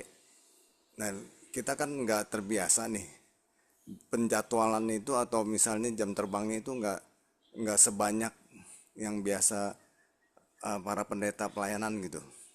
Nah, itu merupakan suatu krisis juga bukan? Ya, eh, ya baik. Krisis itu sebenarnya banyak bentuknya, Pak. Pertama, kalau krisis dari tugas perkembangan itu ada ya. Tadi saya sudah jelasin setiap fase ada krisisnya. Nah, setiap kegiatan atau kepercayaan atau kerjaan atau apapun itu juga ada krisisnya. Contoh nih, eh, misalnya Trivena masuk kuliah baru, ya. Menurut Trivena nih, kalau masuk kuliah baru, misalnya ambil S3 contoh ya. Kira-kira krisisnya di semester berapa? Ada di semester Bikin berapa kesel krisisnya? pasti. Anggaplah ada 4 semester nih. Gimana krisisnya kira-kira? Krisis akhir ya, semester akhir. Kalau kita kuliah di akhir ya biasanya gitu ya. Nah, ada orang yang krisisnya di akhir. Kenapa? Karena gini, enak banget kalau kuliah itu nggak usah pakai disertasi gitu. Begitu selesai materi kuliah selesai gitu ya. Ada orang yang krisisnya di awal. Krisisnya di awal tuh kayak tadinya biasanya nggak ada kerjaan, leyeh-leyeh di rumah, tiba-tiba ada kerjaan capek gitu ya. Gitu kan ya, Bapak Ibu ya. Jadi kan paham ya, krisisnya itu ada gitu. Nah, begitu juga pelayanan. Pelayanan juga ada krisisnya. Krisisnya adalah pelayanan awal. Itu krisis nggak? Krisis. Jadi kalau udah di tengah nih biasanya aman nih Kak. Di awal-awal pelayanan ada krisisnya. Mulai menyesuaikan diri dengan jadwal-jadwal pelayanan. Apalagi kalau Pak Manu bilang, yang pelayan Tuhan wajib berdoa pagi gitu ya. Udah tuh yang biasanya bangun jam 8 jadi jam 5. Itu krisis tuh Pak. Awal-awal krisis tuh. Itu pasti tuh awalnya kayak aduh menderita banget gitu hidupnya gitu. Ngelewatin itu. Yang pelayanan wajib latihan hari Sabtu, yang biasanya kita dari Sabtu pergi sama teman-teman kita, tiba-tiba jadi ada di kondisi di mana kita korbanin waktu kita pelayanan. Itu krisis tuh pertama. Tapi nanti lama-lama biasa, ketika sudah biasa, itu udah nggak jadi krisis. Itu jadi aman tuh. Wah, doa tiap pagi mah ya udah biasa bangun doa. Latihan setiap Sabtu, kalau kita ada tugas latihan di hari Sabtu itu biasa buat kita. Orang-orang juga udah nggak nanyain lagi, pacar kita udah nggak ngambek lagi, istri kita nggak ngambek lagi, suami kita nggak ngambek lagi gitu kan. Yang harusnya dia ngerasa itu waktunya keluarga gitu ya. Awal-awal mungkin protes, lama-lama udah biasa. Tapi, ini tapinya nih, ketika sudah terbiasa, bisa muncul krisis nggak di dalam perjalanan panjang kita dalam melayani? Bisa, namanya krisis kebosanan. Nah, itu juga krisis. Makanya terjadi burnout. Burnout tuh apa? Melayani tapi nggak pakai rasa. Melayani itu cuma karena nggak enak sama gembala, udah ditunjuk nggak enak. Melayani itu cuma kayak ngerasa, ya ya udah dapet tugas ya harus lakuin karena saya adalah anak Tuhan, jadi saya ya harus melayani gitu. Udah nggak pakai rasa. Kita udah kehilangan cinta mula-mula kita nih gitu. Kita udah kehilangan kasih. Jadi ketika melakukan, udah nggak pakai hati, udah nggak pakai rasa, udah nggak pakai cinta. Yang ada apa? Kita ngerasa burnout. Jadinya akhirnya kayak pelayanan asal. Nah ini yang sebenarnya Bapak Ibu perlu bakar kembali. Itulah kenapa banyak gereja melakukan retret gitu ya, pengerja melakukan apa namanya seminar-seminar gitu ya, atau pelatihan-pelatihan gitu. Terutama retret biasanya, karena kita diajarin untuk merecharge kembali diri kita gitu. Dan diharapkan pelayan juga melakukan yang Maria lakukan gitu. Karena kalau kita udah terbiasa, akhirnya pelayanan kita Marta tuh. Apa itu Marta? Ya sibuk, sibuk dengan hal yang tidak terlalu penting jadinya. Esensinya tidak ketemu gitu. Sibuk di dalam pelayanan, iya Marta kan juga melayani Tuhan, masak gitu. Dia melayani Tuhan gitu. Maria juga melayani Tuhan, mendengarkan kebenaran firman. Kenapa orang menjadi mengalami krisis dalam pelayanan? Kenapa Marta merasa nggak adil semua ini? Karena dia lupa hal yang paling esensi dalam pelayanan adalah melayani Tuhannya, bukan melayani pekerjaan Tuhan. Jadi it's very different, gitu ya. Maka Tuhan mengajarkan kita untuk ingat loh, sesibuk-sibuknya kita di dapur, bukannya kita nggak butuh makan. Yesus pun menikmati masakan Marta waktu saat itu, pasti gitu ya. Tapi Yesus mengingatkan, tapi kamu juga harus ada waktu di mana kamu duduk diam di kakiku dan mendengarkan aku. Itulah kenapa pelayan Tuhan, kalau ada dua ibadah, ibadah pertama dipakai pelayanan, ibadah kedua pakai duduk jadi jemaat, mendengarkan firman, supaya ke recharge nih, jangan keluar mulu. Yang membuat kita burn out adalah kita keluarin energi terus di dalam pelayanan, tapi kita nggak pernah memasukkan kedekatan dengan Tuhan. Guru-guru sekolah minggu yang sering ngajar gitu ya. Setiap ibadah kan ada sekolah minggu nih. Pecah kelas gitu. Guru ngajar, ibadah mah ibadah. Guru-guru juga harus ambil waktu di mana jadi jemaat aja, denger. Karena kita butuh kedekatan dengan Tuhan. Berdoa, eh, saat teduh itu juga jadi penting. Kalau enggak, kehilangan rasa ini nih. Pelayanan menjadi sebuah rutinitas. Pelayanan udah nggak ada getarannya lagi. Dan ketika udah nggak ada getarannya lagi, kita mengalami krisis. Jadi krisis tuh ada dua ya. Pertama penyesuaian, yang kedua kebosanan. Gitu. Di semua hal, Kak. Di semua hal, termasuk kuliah tuh tadi. Ada krisis pertama. Krisis pertama penyesuaian, krisis kedua adalah ketika kita tidak bisa mengerjakan kerjaan itu sampai akhir gitu. Akhirnya terjadilah kebosanan karena nggak dapat jalan keluar nih. Makanya banyak mahasiswa yang saya ngerasa pinter tapi tesisnya nggak kelar. Saya ngerasa pinter tapi disertasinya nggak kelar. Kenapa? Ya karena kebosanan itu akhirnya gitu. Kira-kira gitu Pak Agus. Jadi Ya, setiap fase itu ada krisis, setiap hal kegiatan tuh bisa ada krisisnya. Gitu. Ya, satu lagi Bro Dek. Mungkin kalau ya, fase-fase ya, itu kan setiap manusia kan pasti akan mengalami ya. Mungkin pada fase ya, yang usia orang itu kalau kata Alkitab di Mazmur masa hidup kita itu 70 tahun, kalau kuat 80 tahun. Nah, fase-fase seperti itu orang kadang-kadang berpikir kapan nih ya saya akan dipanggil Tuhan gitu. Tapi nggak dipanggil-panggil nih. Mm, Nah, itu sempat orang jadi ya, ya, berpikir eh, padahal kepengen ketemu Tuhan gitu. Hidup selama-lamanya di ya, sorga. ya, Nah, tapi mm, waktunya nggak kunjung datang gitu. Nah, itu yang menyebabkan mm, satu krisis juga ya. Dan mm. apa jadi karena udah bosan hidup di dunia ini dengan banyak masalah, nah itu akhirnya berpikir seperti itu gitu. Itu merupakan krisis juga ya, Bro Iya, deh.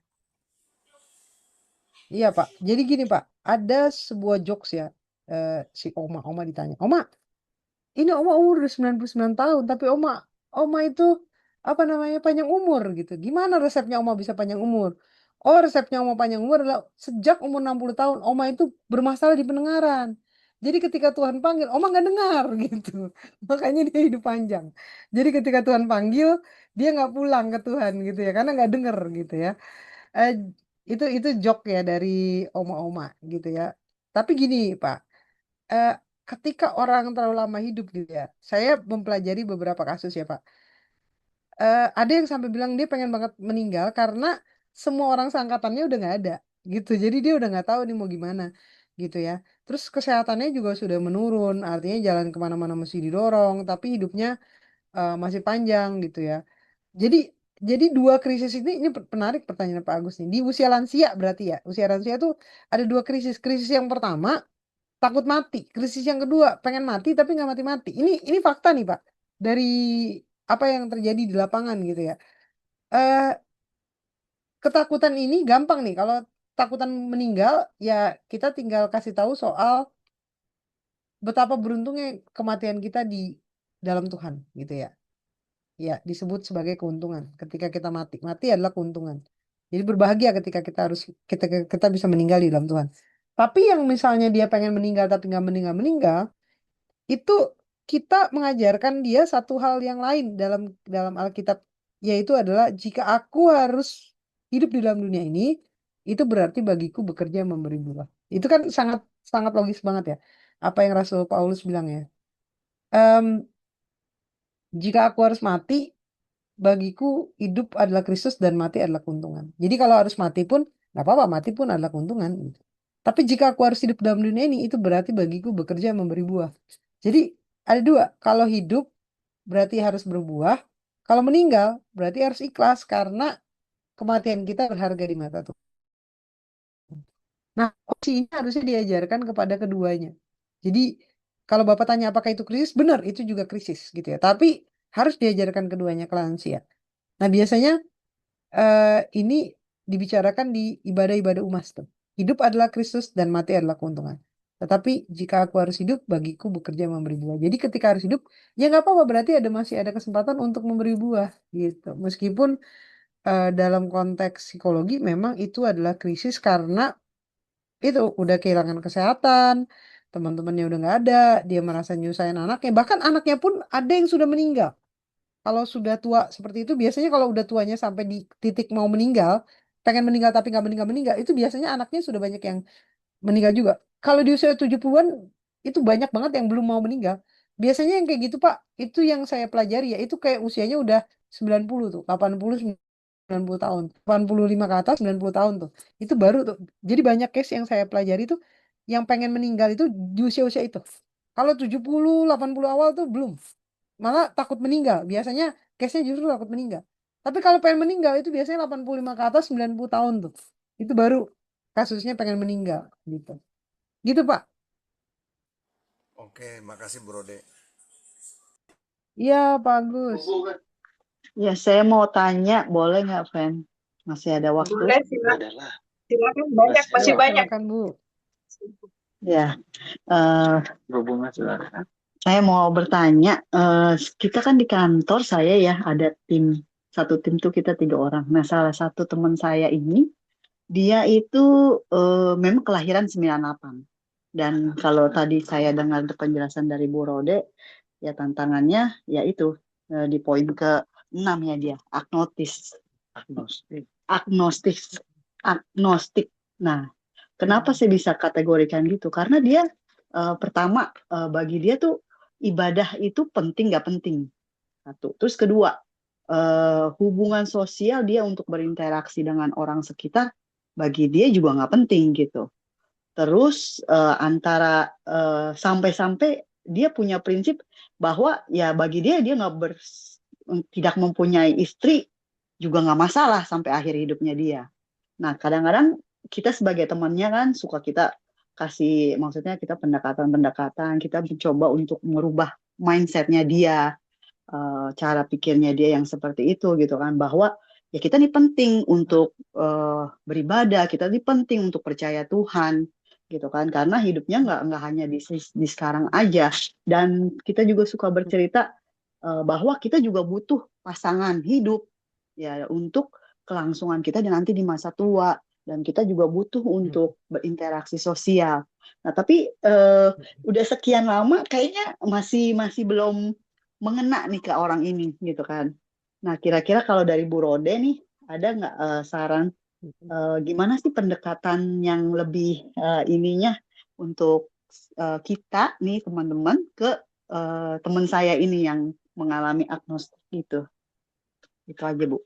Ya, kalau kalau case-nya kayak gini, biasanya orang-orang seperti ini sebenarnya punya eh, nanti kalau kita dekat kita tahu dah. Dia biasanya punya satu hal yang traumatik tentang satu kelompok agama atau satu kondisi yang pernah krisis yang pernah berat yang dilewatin gitu ya. Sampai dia ngerasa kayak kayaknya gue nggak usah butuh orang dah, kayaknya nggak butuh agama dah. Itu pasti pernah tuh mengalami. Entah di masa dia kecil atau di masa dia dewasa gitu ya. Kalau dia sampai di titik dia nggak terlalu mengindahkan Tuhan, eh, itu memang mungkin bisa muncul karena bukan karena trauma, tapi karena rasa tentang ketuhanannya belum ada di dalam dirinya dia. Memang ini harus banyak berdoa kita gitu ya. Tapi kalau dia sampai nggak butuh bergaul sama orang, ini biasanya muncul karena trauma yang didapat dari pergaulan. Entah dia pernah dibully, entah dia pernah direndahkan, atau dia pernah dianggap bukan bagian dari sebuah kelompok itu, gitu ya. Jadi Itu kalau kita kenal pribadinya pasti kita akan nemuin nih masalah ini. Kalau dia cerita lebih dalam, kita pasti dapetin masalah ini, gitu ya. Tapi saya sebenarnya pengen Bapak Ibu pahamin tentang satu hal yang penting sekali eh, untuk orang ini ya. Kalau orang ini nggak mau berubah, memang sangat susah kita mengubah orang, Bu. Makanya saya selalu bilang kepada anak-anak muda gitu ya. Kalau kamu punya perasaan bersalah, kamu punya perasaan bahwa dirimu ada di kondisi yang salah yang perlu diperbaiki, itu udah mukjizat. Meskipun belum berubah nih, tapi merasa salah aja, itu udah mukjizat. Karena ada begitu banyak orang yang ada di kondisi salah, tapi tidak merasa ada yang perlu diperbaiki. Tidak merasa dia punya kesalahan yang harus diperbagus gitu ya. Harus diatur untuk dia berubah menjadi baik gitu. Nah, ini banyak orang yang mengalami ini gitu ya. Jadi kalau kenapa dia susah berubah ya? Karena dia nggak ngerasa dirinya salah gitu. Dia nggak ngerasa dirinya salah, nggak bertuhan dia nggak ngerasa salah, nggak berpasangan dia nggak ngerasa salah, nggak berteman juga dia nggak ngerasa salah gitu. Jadi yang paling besar tuh rasanya adalah dia tidak pernah merasa bahwa itu masalah buat dia gitu. Yang merasa dia dia salah itu adalah kita. Kita ngerasa salah dong kalau kamu nggak bertuhan gitu ya. Memang salah gitu ya. Kalau kamu nggak bergaul dengan orang, ini sebenarnya masalah juga. Kamu harusnya tidak begini. Ya memang begitu gitu ya. Harusnya dia bisa bergaul dengan orang banyak, gitu ya. Jadi itu adalah masalah-masalah yang harusnya dia bisa selesaikan, gitu. Nah, sebenarnya yang paling umum yang bisa kita kerjakan ketika kita melihat ada orang yang hidupnya bermasalah tapi tidak pernah mau mengaku, tidak pernah mau mengamini, tidak pernah mau berubah, adalah melakukan pendekatan sebagai seorang kawan tanpa bicara dulu soal masalahnya. Jadi dia tuh akan terbuka loh Kak. Kalau misalnya kita tidak menghakimi, karena eh, saya punya, saya pernah melakukan riset ya kepada anak-anak muda. Kepada siapa kamu mau menceritakan masalahmu, yaitu kepada orang yang wise, yang bisa dipercaya dan wise. Wise itu tidak melakukan berhikmat gitu. Berhikmat itu tidak melakukan eh judgement bahwa kamu nih salah loh, nggak begini. Kamu nih salah loh, nggak gitu gitu. Tapi dia akan terbuka dengan orang yang menerima dia sebagai seorang yang punya kekurangan, yang mungkin pikirannya bisa berbeda. Nah, dalam pertemanan itu baru kita bisa menyatakan tentang benar dan salah ketika dia sudah trust. Sampai di titik mana dia trust ketika dia mulai cerita. Saya tuh sebenarnya waktu kecil, aduh saya pernah loh kecewa sama orang gereja. Dulu saya tuh sebenarnya rajin banget ke gereja, tapi sekarang saya udah nggak pernah mau lagi ke gereja gara-gara waktu di gereja tuh saya banyak banget dibully sama orang-orang gereja. Saya memang miskin, baju saya jelek gitu ya. Sepatu saya itu aja, terus mereka ketawa-tawain sepatu saya waktu itu. Terus saya pernah disuruh pelayanan jadi singer karena suara saya fals, mic saya dimatiin. Itu saya terluka banget gitu. Nah, ketika dia terbuka gitu baru kita bisa masuk tuh dengan nasihat-nasihat kita, Kak. Jadi so far Kak, kalau karena itu teman kerja tuh berarti kita ketemu tiap hari. Teman kerja itu lebih banyak ketemunya dengan kita ketimbang keluarga kita sendiri sebenarnya. Kalau mau ngitungin waktu gitu ya. Berarti kita masih punya banyak kesempatan untuk berteman dengan dia. Dan pertemanan dengan dia itu ya udah berteman aja sebagai seorang sama teman kerja berteman sampai dia bisa trust sama kita, mempercayakan masalahnya baru kita bisa bicara. Kalau enggak dia akan tetap depends. Orang yang enggak mau bergaul sama orang, jangankan dengerin kata-kata kakak nih. Ya, jangankan dengerin ya. Untuk ngobrol aja dia nggak mau gitu. Apalagi mau dengerin nasihat kita. Tapi kalau dia sudah nyaman berteman dengan kita, nasihat kita menjadi emas buat dia gitu. Kira-kira itu sih jalan keluarnya. Jadi berteman aja dulu. Nanti sampai dia trust, percaya cerita masalahnya, kita dengerin, baru di situ kita masuk. Kalau sekarang mau masuk, nggak mempan, Kak. Kayaknya dia tuh, saya rasa punya traumatik dengan pergaulan, sampai dia udah nggak mau bergaul dengan orang lagi gitu. Nah, untuk menyembuhkannya kan nggak gampang. Jadi butuh butuh dia trust lagi, butuh percaya lagi sama orang, butuh waktu untuk itu gitu, Kak. Kira-kira gitu, Kak. Kecuali dia bilang kalau dia punya masalah ya, Kak aku kayak salah deh gini, baru itu gampang tuh maksudnya. Gitu. Iya, oke. Terima kasih untuk penjelasannya, Terima Bu kasih, Roda. Kak. Ya, Bapak Ibu dan Bapak Ibu, kita masih punya banyak waktu. Ada yang ingin bertanya? Silakan, masih dibuka kesempatan. Yang empat seputar dengan materi. Saya izin bertanya, tapi mohon maaf tidak menampilkan wajah. Boleh? Silakan Bu Ani. Iya Kak, iya Jangan silakan Kak. gitu dong, kakak. Ya, Eh, silakan Kak Ani. Kak Karini, shalom. Hmm. Kak Rode Iya ya? Kak, Kak, Kak Rode ini kali ini sama Kak. saya, oh iya ya, Rode. Mau tanya nih, karena tekanan apa era global gitu, era digital gitu, kan saya banyak punya ponakan gitu, saya pengen apa? Kalau dulu tuh connect-nya gampang sekali gitu. Nah, karena apa era digital ini mereka kan semakin pinter gitu, gampang gampang kulik-kulik segala macem gitu. Nah, ada bagaimana menghadapi Gen Z ini yang kan punya anxiety disorder gitu. Selain firman Tuhan ya, maksudnya secara pendekatan pendekatan apa ya normalis sebelum ke firman gitu. Karena kalau langsung ke firman kan, aduh itu bakalan bakalan jauh gitu. Berteman dulu, maksudnya mendekati dulu. Sementara saya sekarang sudah jarang ketemu ponakan gitu. Saya mau konsen salah satu ponakan saya, ya cowok sih gitu. Nah ini eh, bagaimana ya Pak, Kak Rode, eh, pendekatannya secara secara apa meskipun jauh lewat telepon, lewat segala macam gitu. Apakah saya mesti eh, upgrade gitu tentang perkembangan zaman juga gitu. Karena banyak banyak tahunya dia gitu. Saya mendekati ini udah tahu gitu. Seperti itu, Kak Rode. Terima kasih. Ya, iya. Memang pendekatan ya memang kalau kita ngomongin pendekatan ya, kita memang harus sedikit mengorbankan waktu sih. Tapi selebihnya kita bisa apa namanya? Sorry. Selebihnya kita bisa follow up. Jadi gini, saya dengan keponakan saya itu dulu jauh banget, nggak pernah bisa nyambung gitu dengan dunianya mereka. Sampai satu ketika saya lihat dia main Mobile Legends. Itu sebuah game di salah satu game gitu ya. Lalu kemudian saya belajar tuh main Mobile Legends. Saya belajar sampai di titik saya sudah jago. Ketemuan sama mereka di acara Natalan.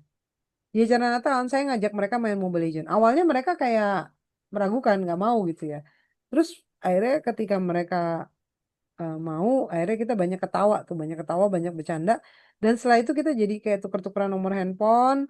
Terus kita sering main bareng gitu ya, main Mobile Legends bareng. Dari situ kita jadi deket, dari situ kita jadi saling bangga satu dengan yang lain. Jadi ketika jadi kalau Gen Z Kak, kita harus mendapatkan hatinya dulu. Bukannya dia nggak bisa bergaul sama kita, tapi kita harus dapetin hatinya.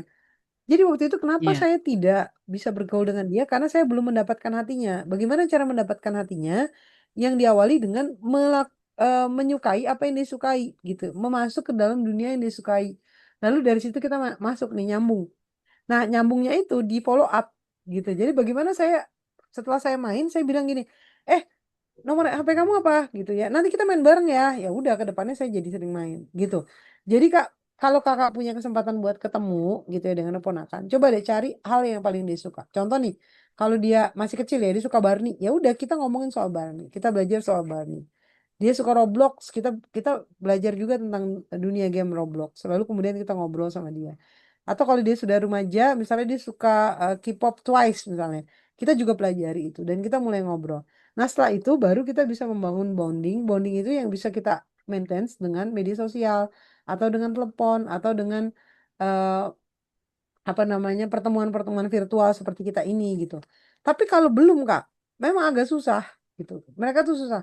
Kalau mereka udah suka sama kita, nah itu sangat mudah. Ketemu kita, angkat telepon kita sangat mudah. Jangankan kita, mamanya aja nelpon nggak diangkat pun sama dia.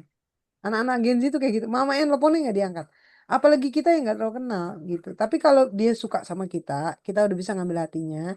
Nah biasanya kita lebih dipercaya dari mamanya gitu. Saya dengan keponakan misalnya ketika saya memang harus spend time, spend money gitu ya. Misalnya ketika saya pergi, saya belikan mainan kesukaannya dia atau action figure dari toko kesukaannya. Nah, setelah itu dia akan lebih terbuka ke kita ketimbang ke mamanya. Nggak tahu kenapa. Tantenya itu adalah tempat dia curhat sebenarnya, gitu. Jadi sebenarnya beruntung Kak, tante itu lebih dipercaya oleh ponakan Iya. ketimbang mama sendiri. Seringkali gitu, banyak guys. Tapi Iya. kuncinya adalah ambil hati anak ini dulu. Nah, ambil hati anak ini dengan hal-hal yang disukai. Kalau kalau kita ketemu, coba ambil hati dengan hal yang disukai. Baru setelah itu kita maintain melalui telepon, media sosial dan sebagainya gitu ya. Kalau kita bisa dipercaya, ada banyak guys Kak. Dia berbuat dosa nih. Dia nggak berani cerita ke mamanya, tapi dia cerita ke tantenya. Dan puji Tuhannya ceritanya ke kita kan. Kalau diceritanya Iya. kepada orang yang bahwa dia lebih buruk, kan lebih parah. Itulah kenapa saya dekat dengan keponakan-keponakan saya gitu. Karena awalnya gitu Kak, ngambil hatinya mereka dulu gitu. Memang harus ada pengorbanan bertemu dulu sih Kak gitu. Membangun hubungan sosial dan hubungan emosional gitu Kak. Eh, mau satu lagi Kak, Kakak ada punya pengalaman Iya. menghadapi Gen Z yang mengalami anxiety disorder yang parah nggak? Karena saya ada, tapi lebih susah lagi karena tunarungu gitu. Kakak ada nggak bagi pengalaman itu?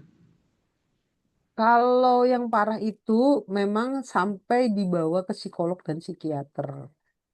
Apa itu? Hmm. Dia sampai parahnya itu dia sampai keluar rumah pun dia nggak berani. Ketemu orang dia takut. Dia nggak bisa tidur, insomnia. Sekalinya tidur 1 hari 24 jam nggak bangun-bangun. Itu ada Kak, kayak gitu gitu ya. Dan memang itu kasus itu sudah tidak bisa ditangani oleh konselor Kristen yang bukan ahlinya ya. Itu memang akhirnya dibawanya ke psikolog atau psikiater dua itu gitu. Karena ya itu sebenarnya anxiety itu berasal dari traumatik Kak pada sesuatu yang tidak terselesaikan. Yang mungkin dia nggak pernah ngomong. Jadi saya pernah nanganin satu kasus anak muda perempuan mengalami anxiety. Orang tuanya nggak pernah tahu, keluarganya nggak pernah tahu. Ketika di konseling, kita baru tahu bahwa dia pernah mengalami pelecehan seksual yang dilakukan oleh bapaknya sendiri. Sejak itu dia ngerasa setiap orang buka pintu dia ketakutan. Dia kunci kamarnya. Setelah dikunci kamarnya itu dijaga pakai lemari. Habis itu dipakai lemari ada kursi di depannya. Itu dia. Kalau dia tidur selalu kayak gitu. Kunci taruh lemari di depan pintu itu gitu kan orang kan bingung ya ini kan kalau kita lihat ini kan kelainan kan agak lain anak Iya. ini kalau kita lihat kayak gitu kan Kak. Tapi setelah kita telusuri, Iya. kita ngerti reasonnya. Oh, wajar lah kalau dia kayak gitu karena dia takut papanya masuk ke kamarnya gitu kan. Tapi kan ketika dia nggak pernah cerita ke orang tuanya dan ke siapapun, ada yang bisa paham nggak dengan si perilakunya? Nggak ada. Sampai di titik dia cerita ke kanselornya, baru kita ngerti. Oh, ternyata masalahnya adalah dia takut papanya masuk ke situ gitu.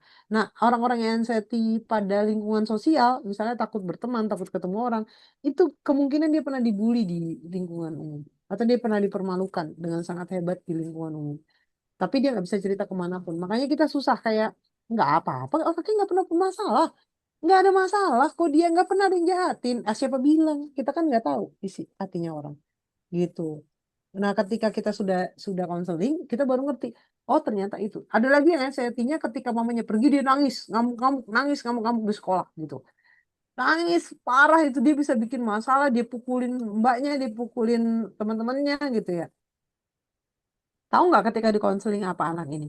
Ternyata dia cuma pengen mamahnya itu seperti mama-mama lain yang nungguin anaknya di sekolahan.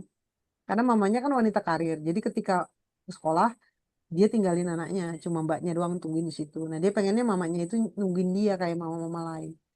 Dan setelah itu mamanya berhenti kerja, ditungguin anaknya nggak ada masalah lagi.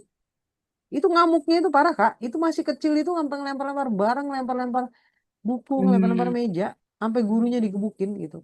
Kan kalau kita lihat ini ngeri kan. Padahal cuma pengen mamanya nggak pergi aja. Mamanya nungguin dia, tapi nggak bisa ngomong. Nggak bisa ngomong apa yang dia rasain. Gitu. Kayak model kita lah, kalau kita ngambek sama sama suami kita kan gitu kan. Nggak pengen ngomong. Munculnya di gestur gitu. Dia tanya, kamu kenapa? Nggak apa-apa. Baju saya di mana tuh di situ tuh. Jangan biasa nanya lu nyari aja sendiri gitu. Padahal sebenarnya akar masalahnya apa sih? Apa kita tersiksa nyariin dia baju kan nggak? Akar masalahnya adalah kita sebel sama dia gitu kan. Tapi tapi kita nggak pengen ngomong, cuma kita pengen dia sadar aja gue sebel sama lu gitu. Kan gitu Kak. Gitu Kak ya. Ya, terima kasih Kak. Tuhan berkati. Terima kasih, Oke, Ben. Kak. Terima kasih sama-sama.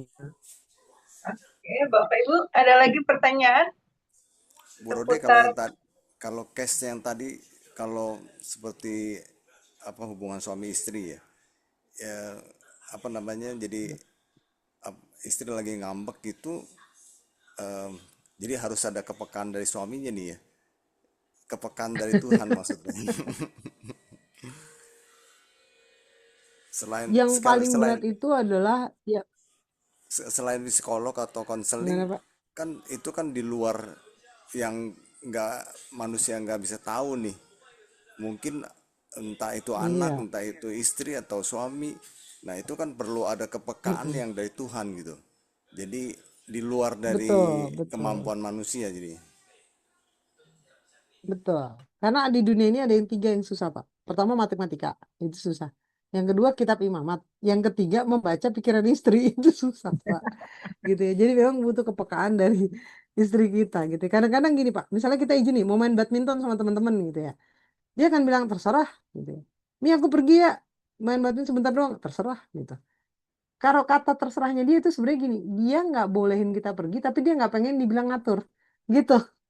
Nah, ini kan perlu kedekatan. Nah, sebenarnya kedekatan itu belajar dari yang namanya intimacy, Pak.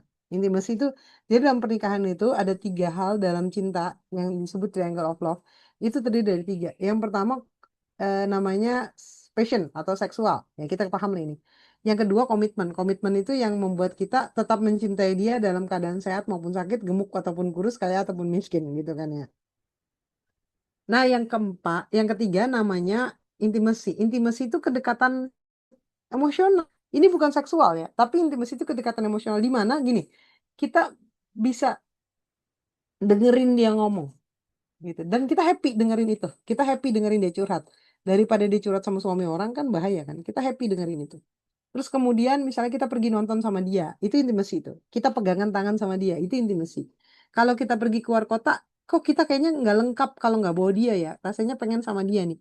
Kita makan makanan enak, kita ngerasa kayak, aduh saya pengen deh bawain ini buat istri saya. Itu intimacy. Itu yang disebut dengan keintiman. Itu triangle of love. Cinta yang sempurna itu terdiri dari tiga hal itu. Passion, komitmen, intimacy. Nah, kepekaan kita pada istri itu bisa dibangunnya dari intimacy, Pak. Kedekatan emosional namanya. Makanya kalau orang LDR, Pak, dia nggak tinggal sama istrinya. Yang ditekankan tuh cuma dua, seks dan komitmen. Jadi ketika suami pulang itu lebih kepada seksual dan komitmen membiayai dan tidak selingkuh, tidak nikah lagi, eh, meskipun jarak mereka jauh. Tapi intimasinya nggak terbangun. Nah, yang susah tuh itu. Nah, itulah kenapa pasangan suami istri harusnya memiliki triangle of love, intimacy, komitmen, dan passion. Nah, yang bisa dibangun untuk bisa memahami istri kita yang lagi ngambek, apa penyebabnya, itu intimacy.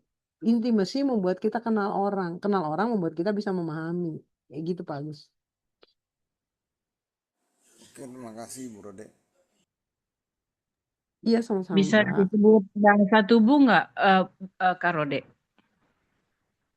Apa tuh, Kak? Sorry. Intimasi itu ada Bisa apa? bagiannya bisa dilihat dari bahasa tubuh nggak? Bahasa tubuh, Bisa. bahasa Jadi intimacy macam betul ya. Kak. Suami istri yang punya betul Kak. Suami istri yang punya intimasi itu terlihat dari gini.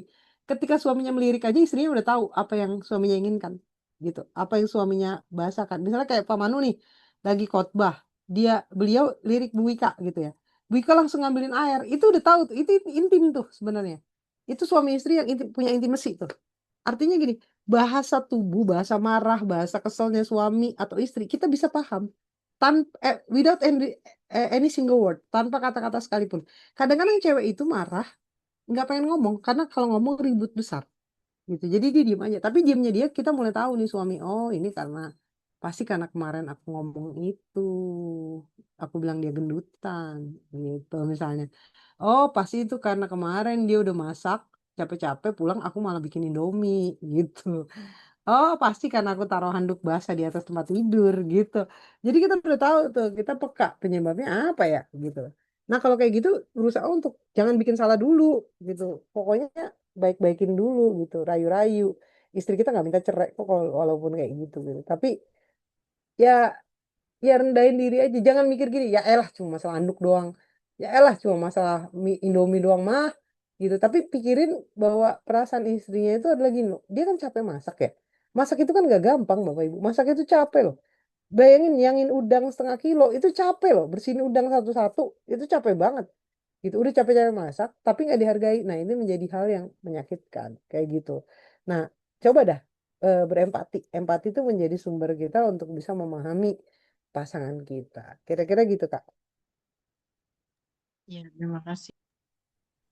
Oke, Bapak Ibu, ada lagi pertanyaan yang ingin bertanya, eh, mengajukan pertanyaan seputar seputar kesehatan Gensi. Tapi tadi kita sudah membahas tentang kesehatan mental boomer juga ya, baby boomer. Iya, karena audiensnya adalah orang yang dari golongan kalangan XYZ, XY gitu ya. Jadi kita kembali lagi ke Gensi nih, Bu Rode ya.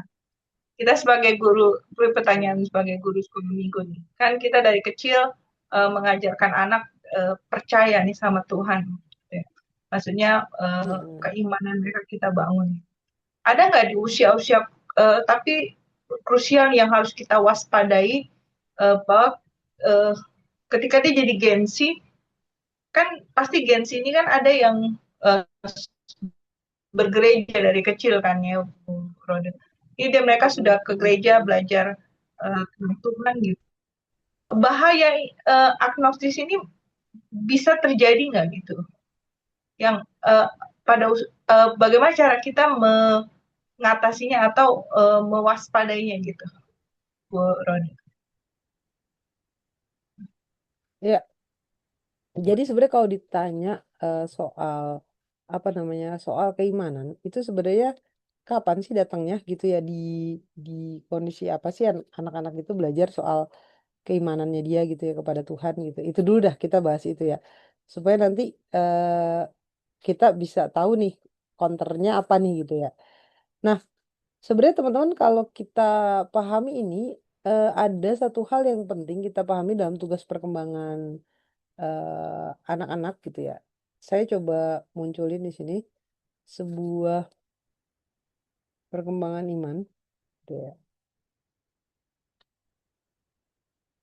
Bentar ya, Kak, saya coba munculin dulu. Ini kan kayak soalnya pentingnya di sini. Kenapa anak-anak kita sering hilang ya?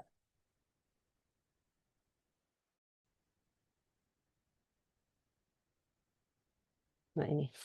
Jadi kalau kita pelajari perkembangan iman, ini perkembangan iman ya. Usia 3 sampai 7 tahun itu perkembangan imannya imajinatif dan meniru. Jadi anak menyerap agama itu berdasarkan simbol-simbol. Jadi kayak berdoa itu lipat tangan, tutup mata. Oh, Kristen itu simbolnya salib gitu ya. Islam itu bintang dan bulan. 7 sampai 12 tahun itu sudah lebih literal dan konkret. Anak-anak mulai memahami konsep adil, aturan, cerita agama yang lebih logis gitu ya. Jadi dia bisa membedakan baik dan buruk dari ajaran agama yang diterimanya. Tapi pada usia remaja, ini usia Gen Z ke atas ya, anak-anak mulai mempertanyakan dan menganalisa kembali, penting nih, keyakinan yang selama ini diajarkan kepadanya untuk membentuk identitas iman secara pribadi. Berarti kan di usia remaja dan seterusnya, anak-anak mulai mempertanyakan dan menganalisis kembali keyakinan yang selama ini diajarkan kepadanya. Jadi anak-anak itu sebenarnya punya agama dari mana? Dari orang tua. Iya, anak itu punya agama dari orang tua. Makanya di usia remaja dia mulai menginternalisasi itu apa yang dipelajari di sekolah minggu, apa yang didengar dari gurunya, apa yang didengar dari pendetanya, untuk menjadi iman pribadinya dia. Bukan karena mama papa saya Kristen, tapi memang saya cinta Tuhan Yesus. Nah, pada usia ini Kak, anak-anak mulai bisa mencintai Tuhan secara pribadi dan mengakui keberadaan Tuhan secara pribadi. Makanya kalau Kakak tanya, bahaya agnostik itu di usia berapa? Ya remaja ini. Ketika internalisasinya salah. Udah gitu yang saya sangat sedih banget di media sosial. Ada seorang YouTuber yang terkenal yang mengaku dirinya agnostik. Pasti Bapak Ibu tahu ini yang tatonya banyak banget gitu ya. eh Dia dia menyatakan bahwa dirinya adalah agnostik dengan sangat bangga. Nah, ini yang akhirnya orang-orang ngelihat, oh kalau misalnya dia agnostik berarti dan dia oke-oke aja, karirnya bagus-bagus aja, tetap dipakai aja sama orang gitu ya. Lalu kemudian rasanya semua orang suka-suka dia aja, maka akhirnya adalah orang merasa nggak ada yang salah dengan menjadi agnostik gitu. Nggak ada yang salah dengan itu. Makanya dia lakukan ya udah, yang dilakukan adalah dia menjadi agnostik. Jadi internalisasi apa namanya Yesus dalam dirinya itu nggak terjadi di usia remaja karena yang membuat mengisi otak dan pikirannya itu adalah dunia. Itu makanya saya takut tuh. Saya sebut aja namanya Coki Pardede. Teman-teman tahu ini. Dia kan ngaku dia agnostik. Orang ngikutin dia, udah. Orang banyak ngidolain dia dan ngerasa, oh kalau dia speak up, dia agnostik, ya saya juga gitu. Orang tuh cuma butuh satu orang yang jadi orang yang berpengaruh menceritakan ini. Misalnya contoh nih, kita punya grup WA, kita nggak suka sama grup itu. Ada satu orang bilang, gue pengen keluar dari grup ini. Yang lain juga akan speak up. Iya, gue juga sebenarnya pengen keluar sih. Gue juga pengen keluar sih. Semua keluar. Gitu. Jadi ketika dia bilang saya agnostik, semua ngikutin. Jadi kayak biasa aja ngomong gitu. Gitu. Nah, ini yang kita counter nih, Kak. Kadang-kadang memang yang banyak banget keluar. Itulah kenapa saya jelasin anak remaja yang seringkali hilang di gereja. Dari sekolah minggu rajin nih ketika dia udah masuk remaja hilang. Kenapa? Ya karena secara perkembangan iman pada masa itu terjadinya internalisasi. Ketika Yesus tidak dipandang sebagai Tuhan yang diakui secara pribadi oleh orang itu, bukan karena papa mamanya Kristen, yang terjadi adalah dia bisa tinggalin Tuhan. Gitu Kak masalahnya. Gitu makanya kalau mau di counter harusnya gereja itu nggak ngelepasin. Jadi gereja itu jangan buru-buru pindahin mereka ke remaja ya. Kalau misalnya habis sekolah minggu bikin para remaja dulu peralihan nih supaya smooth gitu perpindahannya ke remaja karena banyak yang hilang. Di masa ini dia butuh internalisasi sedangkan sekolah minggu udah nggak ada. Gitu kan kalau sekolah minggu kan agak sedikit strict ya untuk kayak absen segala macam gitu ya. Tapi kalau di remaja kan jadi kayak ibadah umum jatuhnya. Jadi mau datang oke, nggak datang nggak ditanyain gitu kan ya. Kalau sekolah minggu tuh masih ada kelas, namanya juga kelas gitu, sekolah gitu. Kayak sekolah tuh warnanya beda gitu. Nah ini Kak, ini yang ngeri gitu. Internalisasinya belum jadi, sedangkan kita udah ngelepas. Yang terjadi adalah ya udah, yang menginternalisasi pikirannya adalah dunia. Itu makanya saya takut. Gen Z ini Kak, punya karakteristik terbuka pikirannya. Tapi terbukanya bablas sebablas-bablasnya itu. Gitu. Makanya saya kalau nongkrong sama Gen Z, dia nggak pernah nanya, kamu agamanya apa ya? Kamu sukunya apa ya? Kamu kerja apa ya? Nggak pernah, karena mereka terbuka, mereka open gitu. Tapi juga sekaligus dia terbuka dengan dosa-dosa gitu. Jadi kalau ada teman kita yang cerita gitu, saya ini sebenarnya sudah berhubungan dengan pasangan saya. Ah udah nggak apa-apa, santai aja, kita terima kok kayak gitu. Segampang itu. Saya ini misalnya LGBT, oh nggak apa-apa, saya terima kok. Gitu. Saya ini misalnya suka sama suami orang, oh nggak apa-apa kok, santai banyak kok yang kayak gitu, gitu. Jadi nerimanya tuh bener-bener bukan cuma nerima perbedaan agama, ras dan kepercayaan ya, tapi nerimanya sampai dosa-dosanya diterima, kan bahaya. Makanya saya bilang sama orang tua, jaga anak kita, jangan sampai anak kita dimuridkan oleh dunia dalam hal pola pikir dan style. Itulah kenapa Alkitab bilang, berubahlah oleh pembaruan budimu supaya engkau tahu mana yang baik dan mana yang buruk. Kalau anak itu tahu, kita mau lepas dia ke Eropa, kita mau lepas dia ke Amerika, kita mau lepas dia ke Jogja, ke Bali, kita nggak takut karena dia udah bisa bedain yang mana yang buruk dan mana yang baik. Masalahnya kalau nggak bisa, bablasnya itu Kak, itu bahaya tuh, jangan main-main dengan itu tuh. Makanya kenapa ini gereja terus ngomongin ini, karena kalau nggak bablas akhirnya kita orang tua udah nggak bisa counter, mengobati lebih berat daripada mencegah gitu. Ini terjadi nih karena belakangan kan saya olahraga Kak, teman-temannya anak Gen Z, sorry ya, di tongkrongan itu semua dosa-dosa diterima gitu. Jadi nggak ada yang menghakimi. Dan ketika orang diterima, ya dosanya berkembang besar kan. Gitu, gitu Kak. Tapi pertanyaan Kak Trivena bagus tuh tentang internalisasi iman. Ya. Di usia berapa Bu Roda internalisasi imannya ini sudah terbentuk? Remaja mulai melakukan itu biasanya di remaja akhir di usia 15 sampai 18 tahun itu udah lebih lebih jelas. Makanya kalau kita lihat kan anak-anak kita kalau teens yang hilang kan di usia perpindahan dari sekolah minggu ke remaja. Tapi kalau pemuda biasanya lebih lebih ini kan lebih apa ya namanya lebih stabil gitu. Di remaja akhir gitu. Biasanya lebih stabil Kak. Oke, terima kasih Bu Rodi. Ya Iya. Bapak Ibu, kita masih punya waktu 10 menit. Masih ada pertanyaan? Bu Rode, ini saya mau tanya. Mm-mm. Kalau saya tuh punya tetangga, persis, Mm-mm. persis itu. Jadi dia tuh terbuka langsung ke saya gitu kan, ke Mm-mm. ii saya. Eh, dia tetangga langsung nyamperin ke rumah, terus langsung kayak telepon gitu. Waktu malam-malam juga dia cerita gitu kan. Kalau dia udah hubungan jauh lah sama pacarnya yang pertama. Soalnya Mm-mm. katanya pacarnya yang pertama ngajak, ngajak duluan Mm-mm. katanya. Ini tetangga saya itu cowok. Mm-mm. Dari cewek pertamanya itu yang Iya. mantannya ngajak ngajak begitu. Terus jadi dia apa terus terang sampai Mm-mm. sekarang. Heeh. Mm-mm. Tapi sejauh ini sih setelah mantan yang pertama begitu eh dia Kristen. Cuman ya saya Mm-mm. nggak tahu ya maksudnya bingung juga. Soalnya pada saat baru kenal dia udah cerita kayak gitu gitu. Mm-mm. Apa ya sementara dia juga nanya-nanya saya udah pernah belum apa segala macam kan nggak Mm-mm. sopan. Nah, terus udah Ya. gitu eh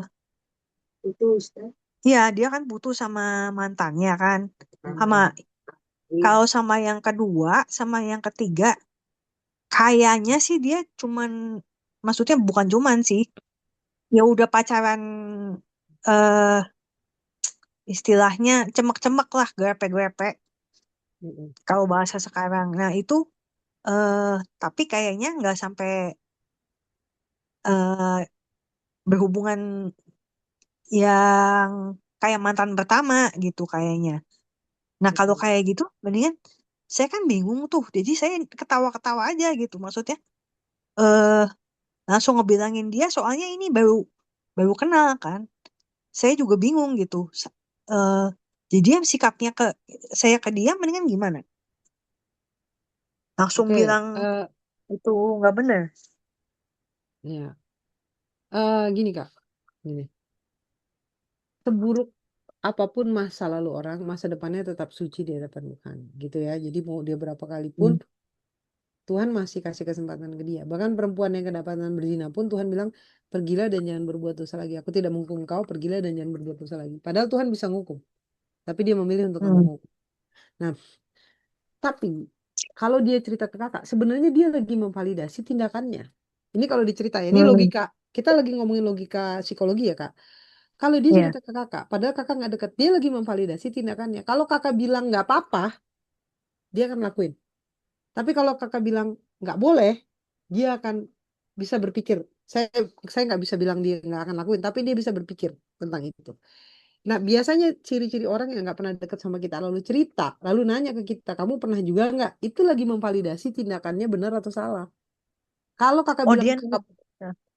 iya, lanjut, gimana kak? Enggak, dia nanya dulu. Terus Mm-mm. kalau sekarang sih dia terus terangnya ke saya, dia kebiasaan nonton film biru. Jadi Iya, kalau kalau itu dia anggap itu udah biasa. iya. Iya, Eh, tapi intinya dia terbuka lah ya, gitu. Karena dia ya, sebenarnya ya. mau validasi itu benar atau salah, Kak. Jadi logika psikologi tuh kayak gitu. Kalau orang cerita ke kita tentang itu, dia tuh lagi memvalidasi. Kalau kakak bilang nggak apa-apa, ya dilanjutin, gitu. Itu banyak banget kayak segini. Terus kita ngomong apa? Kalau orang bercerita gitu, ngomong tetap dia salah lah, tetap Hmm, menasehati lah. Entah dia mau berubah atau tidak itu urusannya dia, gitu. Kakak jangan takut berkonflik, Kak. Karena Abraham tuh nggak mau berkonflik. Abraham tuh apa namanya salah satu nabi Tuhan yang dia nggak mau berkonflik. Ketika dia berhadapan dengan Lot, dia bilang Lot pilih aja duluan, padahal dia lebih tua kan. Istrinya suruh hmm, dia nikah lagi. Padahal anak perjanjian harusnya dari Sarah, tapi dia nikah hmm. lagi sampai tapi ingat kak, dari orang yang sabar kayak gitu, dari orang yang ngalahan kayak gitu, yang nggak mau berkonflik, muncul yang nama Ismail. Itu dosanya Abraham. buat saya ya. Hmm. Kalau kita nggak Hmm. tahu yang benar, tapi kita nggak mau melakukannya, kita juga terjun di dalam kesalahan itu. Jadi nggak apa-apa Kak, Hmm. jangan takut berkonflik, jangan takut ngomong kalau dia salah, jangan takut bicara. Karena itu bagian dari kita mendidik generasi di bawah kita. Dan ingat Kak, yang dia lakuin tuh Hmm. dia lagi nyari validasi dari kakak. Kakak harus tetap bilang itu salah, tapi tentu dengan cara tidak menghakimi. Artinya, kalau menurut gue sih yang lo lakuin salah sih deh. Lu nggak boleh kayak gitu. Lu tahu nggak ujungnya ketika lu sering melakukan apa namanya nonton film porno. Akhirnya lu jadi pengen lagi. Ketika lu pengen lagi, lu jadi berbuat dosa lagi. Lu berbuat dosa lagi, ingat loh kalau lu udah sempat melakukan di dosa ini, lu akibatnya apa? Kakak sebutin aja. Bisa begini, bisa begini, bisa begini, bisa begini kayak gitu.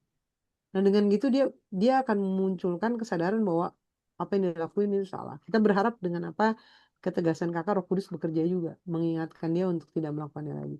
Soalnya kadang-kadang orang-orang nggak berani ngomong yang benar karena takut konflik, takut ngelukain orang. Tapi ingat Hmm. dari orang yang takut berkonflik muncul yang namanya Ismail. Gitu Kak. Hmm. Hmm. Oke, makasih. Kira-kira gitu. Bu. Iya Kak Kak. Mali. Mm-mm. Oke.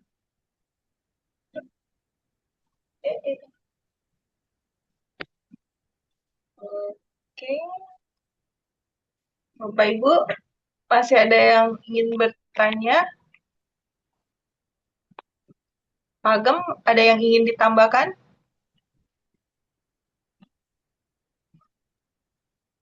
Agem ada. Silakan Pak Agem. Suaranya tidak ada Pak Agem.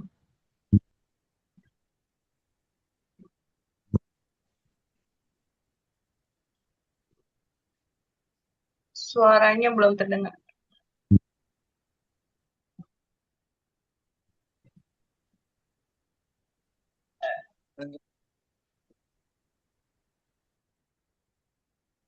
Cek, bisa kedengeran? Iya kedengeran nih Pak. Jelas nih. Nah, berarti.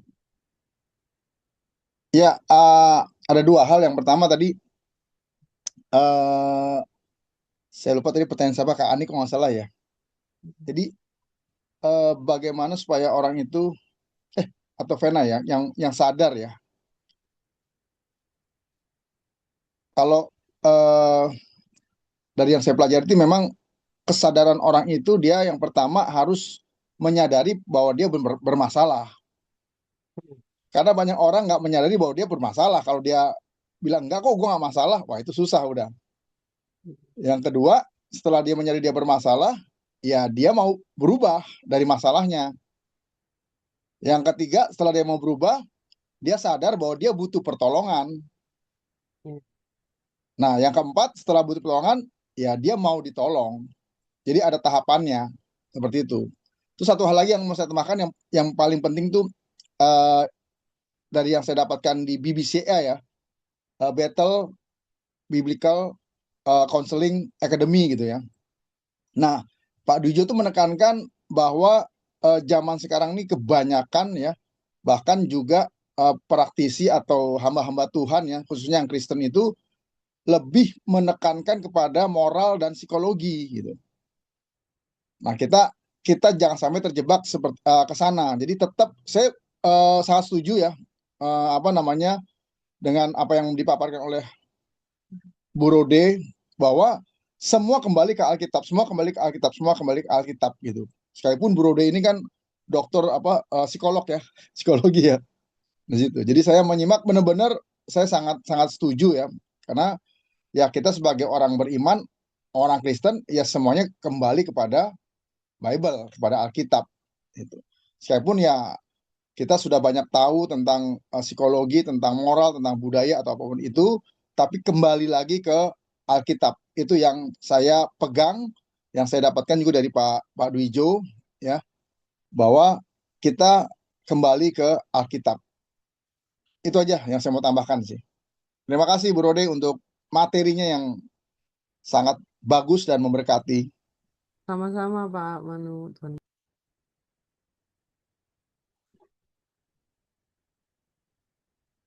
Silakan Vena.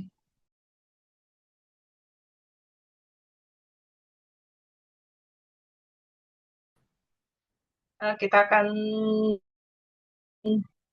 akhiri diskusi Alkitab kita. Semoga pemaparan dari Bu Rode cukup membuka wawasan. Tapi saya pribadi sangat membuka wawasan, terutama tentang internalisasi keimanan dari anak-anak sebagai pekerja gereja anak ya. Itu sangat membantu. Karena memang kadang kita bertanya-tanya nih, anak-anak udah kita rawat, kita latih, kita ajarin, tiba-tiba pas mereka remaja meninggalkan gereja. Itu sangat membantu. Terima kasih banyak Bu Roda. Bapak Ibu dan saudara sekalian, kita akan kembali lagi ke pendalaman Alkitab di bulan depan. Kita akan belajar tentang manusia baru. Apa itu manusia baru dan apa definisi dari manusia baru? Kita akan mempelajari di pendalaman Alkitab bulan Juli nanti. Terima kasih banyak Ibu Roda untuk materinya. Terima kasih bersedia untuk membagikan kepada kami, dan juga terima kasih Bapak Ibu dan saudara sekalian yang sudah mengikuti diskusi Alkitab ini. Saya mau minta Pak Gem akan tutup kita di dalam doa. Silakan.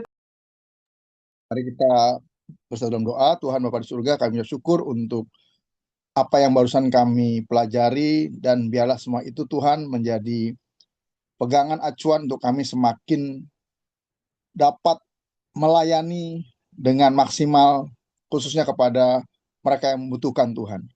Dan biarlah Tuhan terus yang memberikan kami hikmat, kemampuan, supaya kami tetap mengandalkan Tuhan. Dan kami berdoa untuk Ibu Roder ini, Tuhan juga terus pakai, Tuhan terus berkati, urapi Tuhan menjadi berkat bagi banyak orang. Dan kami juga berdoa Tuhan untuk setiap orang yang mendengar akan materi ini, biarlah semua diberkati ya Tuhan. Terima kasih Tuhan, kami menyerahkan sisa waktu malam hari ini dalam tangan Tuhan. Demi nama Yesus yang berdoa dan mengucap syukur. Haleluya. Amin. Amin. Makasih Pak Gem, Pak Bu Rode. Terima kasih Bapak Ibu buat pertanyaannya. Terima kasih Bu Lika, Roda, terima Pak Banu. Terima kasih Bu Rode. kasih Jenny, Iya. Terima kasih Bu Izin Rode, ya. Tuhan God bless berkati you. Ya, semua. terima kasih sama-sama Pak. Terima kasih Shalom. Pak Amos. Selamat malam Selamat malam semuanya. semuanya. Terima kasih juga host. Izin. Izin live.